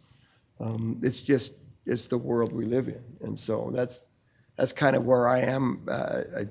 I think option 1's a pretty solid option, and that's why I feel like that. And I'll stop rambling, Josh. The other thing, I think it's important to note that there are important steps being taken at the city that we've discussed both implicitly and explicitly throughout this budget session and over the past year. For example, the isolation of the different funds based on their levy amounts in order to ensure that those different departments understand where that cap is on their levy and working to get that right size. There are important efforts being taken to bring those things in line to the best of our capacity with the state's rules. And I commend our department heads and finance for the work that they've done on that. But I don't think we can just run down as well. I really think that we need to work to get our budget to a point as close as we can to where it should be based on previous years. Okay, Linda and then Brent. I just wanted to add one more thing in terms of things that we're doing in order to try and mitigate this situation or to improve it. One of the things is the investment work, that our CFO has done, and the Investment and Audit and Investment Committee, in order to have another source of income to kind of offset these shortfalls. So I agree with what Josh said, but that's another important part of that, is to try to figure out other ways to have revenue in order to make this a little bit less of a problem. But I think the state is really the limiting factor here. There's only so much we can do, and I think we've done the things that we can do to make the situation as good as we can make it. Before we go to Brent, I think we've done a very good job not taking everything we can. That's why we have $5 million in foregone. Mm-hmm. And I hate, I don't want to point my finger at the state and say, you've made this problem for us, though they have, but we also didn't historically take everything that we could have and probably should have to stay up with it. And so I think we have an obligation to fix it, and it's going to be a tough budget moving forward and stuff. I think we're at the tip of the iceberg, but we'll get it done. Sorry, Brent. And to follow up on Linda's comment, we may have a potential long-term problem here. The only reason that we're able to even come close to balancing this budget is because we have significant interest income, correct? It's helped out a lot. I mean, $5 million worth. I mean, and that may or may not continue at this level if interest rates were to decrease, correct? Correct. Do you mind if I just add to that? Oh, please, yeah. Brent, Mayor, if it's all right. The city's in, when you look at the city, we're in good financial health, right? We're not in bad health. But I think there's a window of opportunity here for us, right?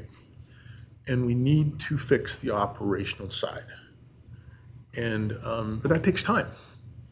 You can't just go make huge cuts right now. I mean, I agree with what Rick's saying, that we've got to fix, there are inefficiencies. I mean, the departments run extremely lean, but there are some things we can do. And I think we need to look at those. But we're not going to fix that overnight. That's a long-term solution. And this is a very personal thing to me that I'm going to say right now, but, and this is why it's tough. I know 2 city employees, right? One person has to work 3 jobs just to feed their family, single family parent. Another one has to go give plasm. They're twice a week so they can eat, right? I mean, that's just not right. And so it's a tough decision because we have to try to keep our employees and not make cuts and changes on the employees' backs. But we also have a very challenging thing for taxpayers and not easy choices. But I think we do have, personally, it's not my choice, but I think we do have to take the foregone. And at the same time, to Rick's point, that we need to become as efficient as possible. And I think there are some things that we can bring forward over time to help that. But I'm not trying to insinuate by any means, because we do run very lean. We just have to keep looking at it, automate and do some things as much as we can. I'm just going to counter that a little bit. I've looked at this budget for years, and I don't know how you can cut and become more lean than we are, honestly. We're very efficient. The departments are very efficient. There's not a lot of money at the end of the day for things to go around. And so we've worked very hard to make sure that we gave a top tier service for a bottom tier cost. And there are so many places, if I had the money, I could add another 10 million to this, and all of a sudden the city and departments would be going, all right, I can finally get what I need that I've waited for more than a decade. And so our departments are extremely lean. They run lean. I know fire could use more people. I know police could everybody could use more people, and we've got people doing work they do a great job, and so I don't know where we would find it. Gene might think we can find it. I've looked at it. I know I've got department heads all over the place that have looked at it, and I don't know where you would find it. So it's something we'll just have to work for and work through as we do that. Hayden? So this is kind of a question for you, Rick. So I don't understand the opposition to foregone if it's money that's already been paid, is just sitting there. Hasn't been paid. Hasn't been paid. It's potential money. It's extra taxes you're going to ask the community to pay. I see. So it's So an the difference addition in the act, off yeah. versus just tossed aside. Yeah, Okay. yeah. It's not money that we've already collected. It's sitting there. Could have been collected, but Yeah, wasn't. could have been, Yeah. hasn't. And that's it. I don't want to blame, I said I don't want to blame the state, but it's confusing. Rick and then Linda. One of my concerns is I got the latest tax budget stuff from the state last week, and sales taxes are down dramatically in the state of Idaho. And I think that's going to affect the revenue sharing that we see this next year. It looks like the state's going to be out of budget. They're going to be down from projections somewhere between $30 and $50 million off what was originally projected. And there will be no property tax money sharing like we saw through the county, the money that was given from the state to the county to offset property taxes. That ain't going to exist this year. And so everybody's taxes on their home are going to go up this year. And I don't think we need to complicate that by asking an additional tax on our taxpayers in our community. You know, we've got a $180 million budget roughly, maybe a little more this next year, off a $33 million tax ask. And that other revenue comes from a lot of other sources, and a lot of that is money that comes from the state through the revenue sharing formula and some of those things that they do. And that money isn't all going to be there this next year. There was a predicted dip, but the dip is worse than what was predicted. And it's going to be at least a year to a year and a half before that projection says we're back on an upward track across the state. And I think we need to be prepared. Department heads need to be prepared for potential holdback in this next year if that money doesn't come through as has been forecast. So to me, and I'm sorry, but to me, that tells me we need to take that and then maybe even some to keep running level. I think it's But department, if we go through today and we cut, and then in 6 months, we have to look at departments and say, you need to cut again, there's already, in my mind, there's not a lot of places to cut $900,000, and then you have to do it again in 6 months. Would be tough. We went through that a few years ago. I think you're going to have to go through it again. Well, That's my concern. We might. That's why that would make my argument if let's not cut any more so that we have to do it again in 6 months, because you're right, we might. Then we've got Linda and then Josh. I just wanted to talk a little bit, and I've said this in years past. I think one of the toughest things about our job is balance. I mean, I agree with Rick's concerns. Those are all valid concerns. But we have to balance, you know, taking care of taxpayers and being responsible to our taxpayers with, you know, the need to provide the services that we provide, as well as take care of the employees who actually provide those services. So, and that balance gets tougher and tougher every year. I mean, this is our 7th year going through this, and it's never gotten easier. So, but I think we can't sort of privilege one side of that equation. They're both equally important, and it is about trying to achieve the best balance that you can, given the constraints that we have. One of the things that makes this extremely difficult is, to your point, Mr. Mayor, lean. You know, how lean do you become? To use that metaphor in terms of the human body, you know, if you become so lean that you can't function anymore, you die. So I think there is a point where you become too lean in order to operate.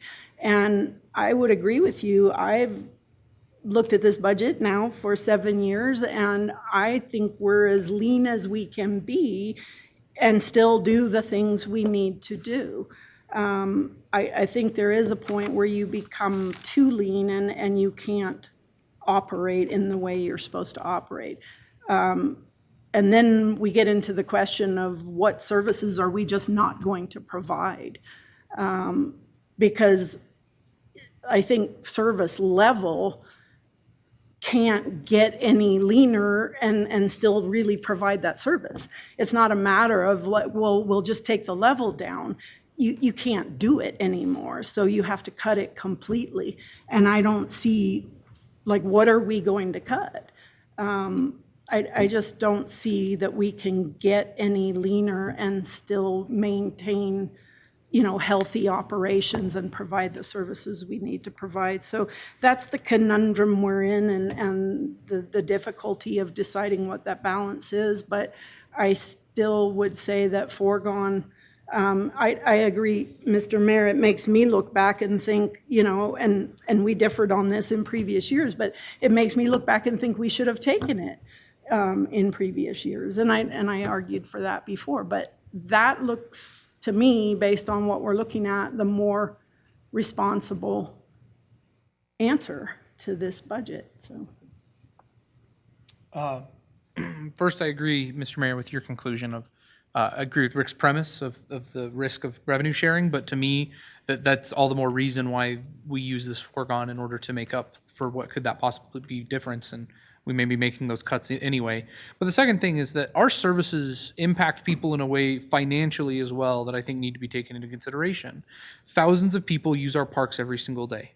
And use our recreation, and and it is recreation that is cheap and affordable for all of our citizens. And those options go away when we don't upkeep them or they aren't usable. We have trail systems that are utilized by thousands of citizens every single day, and the quality of those trails improves their quality of life and brings people who want to come live here and make their lives here. The streets and the quality of our streets affects how long your cars last, how long your tires last, and when you hit potholes and hit stretches of road that aren't in good quality, then that affects your vehicles and the cost that you have to spend to maintain them.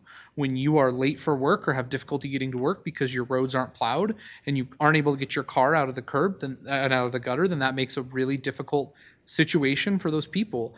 The services we offer tangibly touch the lives of every citizens that we have, and disproportionately in a way of those who are of lower income. And I think it's really important that we maintain those services for them.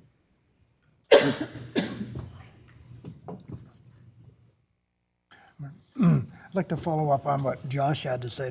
And we've been able to maintain those services with a really a moderate increase of only 3% at a time when we've had extreme inflation. Yes. And what we're really talking about here is do we increase taxes 3% or 4%? Correct. That's really the difference, right?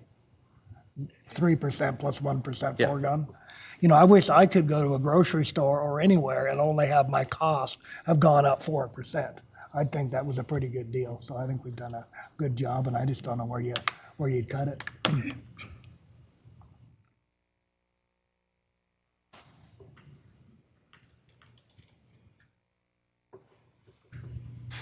Okay. Do you need a vote? We need direction of where we are so they can get it published. If option 1 is what we want, option 2, option 3, or I'm for option 1. Me too. Me too. 1. okay, I've got 4 for 1. I know you're a no. You're for option 4. Okay. What does option 4 look like? Option 4 is cut the budget. Go back to those agencies, those departments that are funded by tax ask dollars, and reduce the budget by $916,579. Mr. Mayor, before we continue, the Grim Reaper walked to the front of the room. Why did he leave his spot over there? I don't know, but Jared never walks to the front of the room with good news. It's more comfortable. It's not bad or good. It's just, I wasn't sure where you were at in your deliberations. Just a reminder, what Gene is looking for, and he might be already ahead of me on this, is a final vote, and which will need to be a motion and a vote for publication, which is a tentative approval of the budget. And I believe that's where we're at. So we need a vote on what to publish? Yes. Not just direction. Mr. Mayor. Right. Okay. So maybe I shouldn't ask you this, but I'm going to. Okay. If we vote on what to publish without a public hearing on the budget itself, I guess you still have the public hearing. It can still change after the public hearing, but this is what's going to be published for the public hearing. Okay, I'm talking myself in a circle. Okay, thank you. And it can change only in the downward direction. Yes, not up. You can't appropriate more than you publish. Yes. So, Okay. thank you. That's it. Thank you. if this is the option in the foregone, we need a public hearing for the foregone as well? Yes, so that if you decide to use foregone, either of the two options for foregone, it has its own notice and public hearing requirements. I don't have the details right in front of me, but that is a process you will have to go through. as well. Yeah, okay, Yeah. all right. Okay, I've got Linda and then I've got you, so yes. Okay, thank you, Grim Reaper. That's pretty harsh. I would like to make a motion, but did you have a question? No, or- that's, okay. that's what I was gonna do. I would like to make a motion that we publish the budget as we have approved it, or the budget that we have reached so far, going with option 1 here. And that's publishing for the public hearing. Okay, second. I just wanted to make sure it was a motion that covered us. That's, Did you hear the motion? I did hear the motion. It is adequate for purposes of publication. That's all you need. That's all we're doing is publication, okay. Jared, do we need to have something, a motion for foregone? Or is that included? in this? No, I don't think so, because foregone will, you're just publishing it with these numbers, including foregone. And the public hearing during the budgeting process, we have a public hearing for the budget, and then we'll have a public hearing for the foregone, and then go from there. So, is that right? Okay, all righty. So it's our current draft budget, but Yes. using option 1. Using option 1. Okay. Then with that, I have a motion by Lurick and a second by Mansfield. Shawnee, can you please call the roll? Lurick, Yes. Mansfield. yes. Cheatham, No. Nichols, Yes. Paulson. Yes. Okay, thank you. You got direction on what to publish now. And then we'll go from there.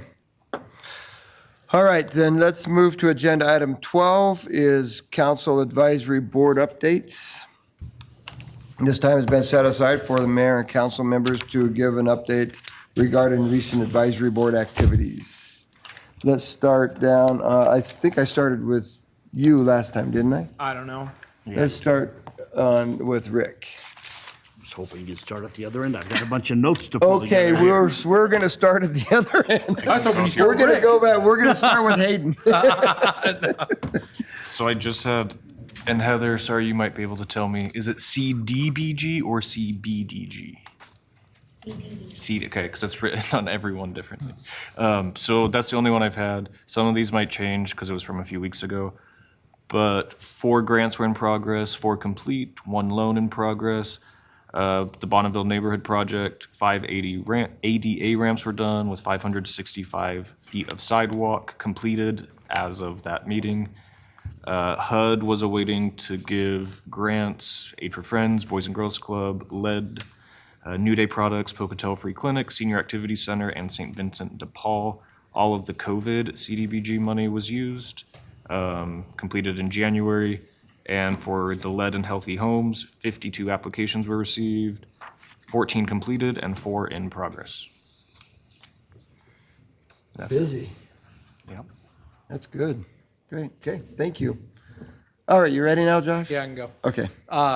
No, mine really wasn't that bad. I was out of town for the Arts Council, Library Board, working to accommodate and comply with the new legislation that came for our library.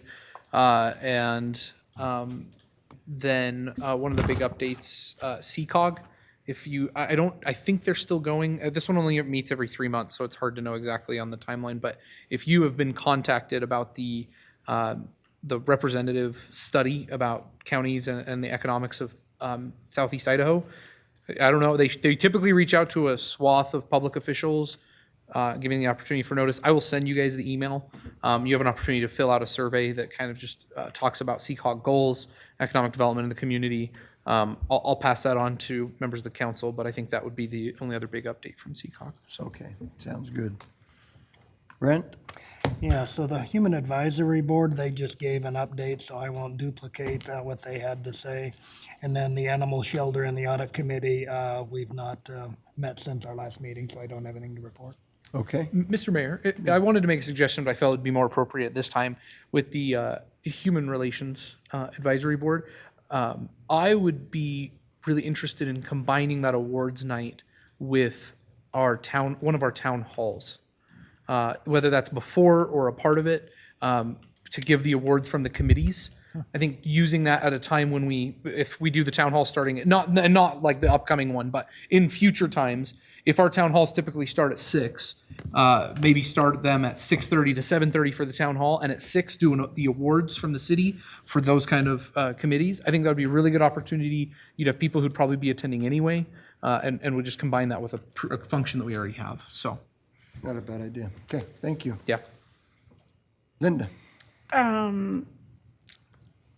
PDA, we're meeting again next week, but at our last month's meeting, I guess the big thing that was decided was to move forward with looking at a new TIF district for South Fifth. There was also discussion and feasibility was looked at eligibility was looked at for 2 other potential districts, one being historic downtown, and then I'm blanking on what the third was. But we voted to move forward with doing the feasibility study for the South Fifth District, and then probably, not right away, but we would move on historic downtown fairly soon. But we also want to look at closing some current districts before we would open new ones. So South Fifth is moving forward first. Bannock Transportation and Planning Organization, we are in the process, I guess the biggest item is moving forward with the SMART grant, which is signaling and using new technology and everything to do all new signals in a certain corridor.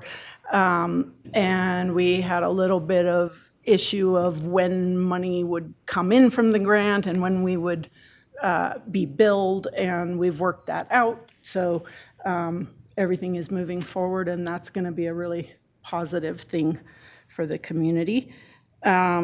Historic downtown Pocatello, things are going really well. A lot of activities this summer and new things that have been added. You know, we had the farmers market and Revive at 5, but now there's a flea market, and there's also the food truck roundup that we've had. But they've added some new options to the lineup, and things are going very well there. I've also had a lot of discussions with Stephanie Pelagi, who's the director of Historic Downtown, and the board of how we can better communicate with our police department and the business owners, how they can work with the police and get help with the police to deal with issues downtown. Chief Shy has been very helpful and responsive, and also kind of directing me and how to direct them and who to talk to and how to talk to them to get the best response. And so some real good progress being made there. And then lastly, the Audit and Investment Committee, and we meet quarterly, so we have our meeting next week. So I don't really have much to report. I think at the last meeting, and I've already reported, we approved the audit company. We had gone through a process and put out an RFP, and we've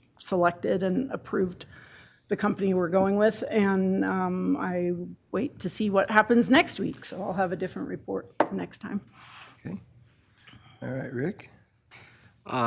Senior Center, a lot of activity over there.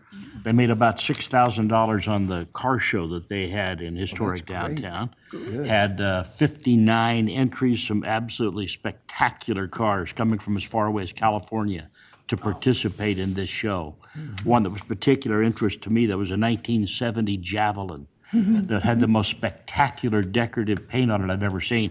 It's of interest to me because I owned a 1970 Javelin right after college. I love that It was car. a beautiful car, really, really well done. On the sad side, at the senior center, their average donation for a meal is about 99 cents for those who go over there, for the seniors who participate, when the cost of that meal is about $19.50. It's what it costs them to prepare one. So as you can see, their reimbursement from CCOG is about $3.50. $3.25. So they're losing almost $15 per meal that they serve over there, and they aggressively solicit and grant requests and do all kinds of things to find enough money to make up the difference and keep that thing running. So last month, their net loss was about $6,250 in operating of the senior center. They, at the meeting, they talked a little bit about the tripping hazard that exists on the east side of the senior center in that grassy area. Those sidewalks are probably original when that building was built in the 70s. Some of them are bricks that are becoming rough. An individual went in and just used orange spray paint to highlight the worst parts of that, so those who are walking over there can try to avoid the tripping hazard that exists. But eventually, since that is city property, it's something we're probably going to have to address. Have we grinded those down? It seems, okay, we haven't. Not if that was planned, it hasn't happened yet. Well, I don't know that it was planned. I don't know where I'm thinking that I've seen some sidewalks grinded down. We talked thought it about was- grinding over in front of the Yellowstone restaurant on Main a year or so ago. There's a tripping hazard over there too that Tom and I chatted about. But these sidewalks seem like every year those tree roots and so forth over in that grassy area seem to get a little more irregular. And considering the age of the average attendee over there, it's just a matter of time, I think, till somebody takes a serious header in that with the condition of those sidewalks. Good news again. They got a $145,000 grant from Lowe's to redo all the bathrooms and make them all ADA compliant, upgrade everything. There's a couple of contingencies, as one would expect in that kind of a grant, is that all the materials have to come from Lowe's. That's specific in the contract. They don't even want to see one of those orange buckets over there when they come around to take a look at those things. But things are going pretty well over there. The director had some surgery this week, but she should be back to work any day. So things are going pretty well. It's a good facility, and there's been a lot done by individuals and organizations within our community to maintain that building. Carpeting, new paint, wall dressings, all kinds of things have been done, and the facility looks better than it has in many years that I've been going over there. The airport, not a lot of new business there. We got a couple of contracts that'll come up for us this evening for some renewal of some leases, but no meeting held this month. Things are just cruising along, and I was there Sunday afternoon, and the parking lot was full. The short-term parking, it was absolutely, completely full, which I think bodes well for the usage of our airport. If anybody is contemplating flying from eastern Idaho, you need to check prices at the Pocatello Airport. I think you'll find they're much more competitive than what you think they might be or have been in the past. Banning transportation, one additional note that Linda missed. I didn't think I'd get anything in there. Good part of the discussion this last month was replacement of the executive director. Oh, yes. Maury Byington began when Banning Transportation began, and he's grown that whole thing, and he is within, I think, a year and a half of retiring. And it's going to be a very difficult job to replace Maury, but that's coming. So the budget's going to change a little this next year to make sure that can happen and keep Banning Transportation in operation for our area. End of report. And can I just add one last thing to that? You always have to have the last word, Linda. Yeah. No, thanks, Rick, for bringing that up because I did forget. But we're also trying to arrange it so that we have an overlap, because Maury's institutional knowledge is invaluable, and so he would be very helpful to the new person, whoever they end up being, but to have at least, I believe, about a 6-month overlap so that he can help. But he also said he's not planning on going away, so he'll be here if he needs to answer questions or anything, but that's going to be a tough replacement. Very, very specific. And I did not realize he had been there from The beginning. Wow. It's Yeah, going to make it long even harder time. then. His wealth of knowledge is kind of incredible. Yeah. That's tough. Yeah, that's going to be tough. And then my report is just the Mayor's Youth Advisory Council. We're right now in the middle of trying to get the next year's leadership together so we can have a meeting with them, and that has not happened yet. So I don't have anything further to report on that one. So, Council, thank you very much. Thank you for being here this morning. It's going to be a long day because we've got a big meeting tonight, but appreciate you being here this morning. And with that, we are adjourned.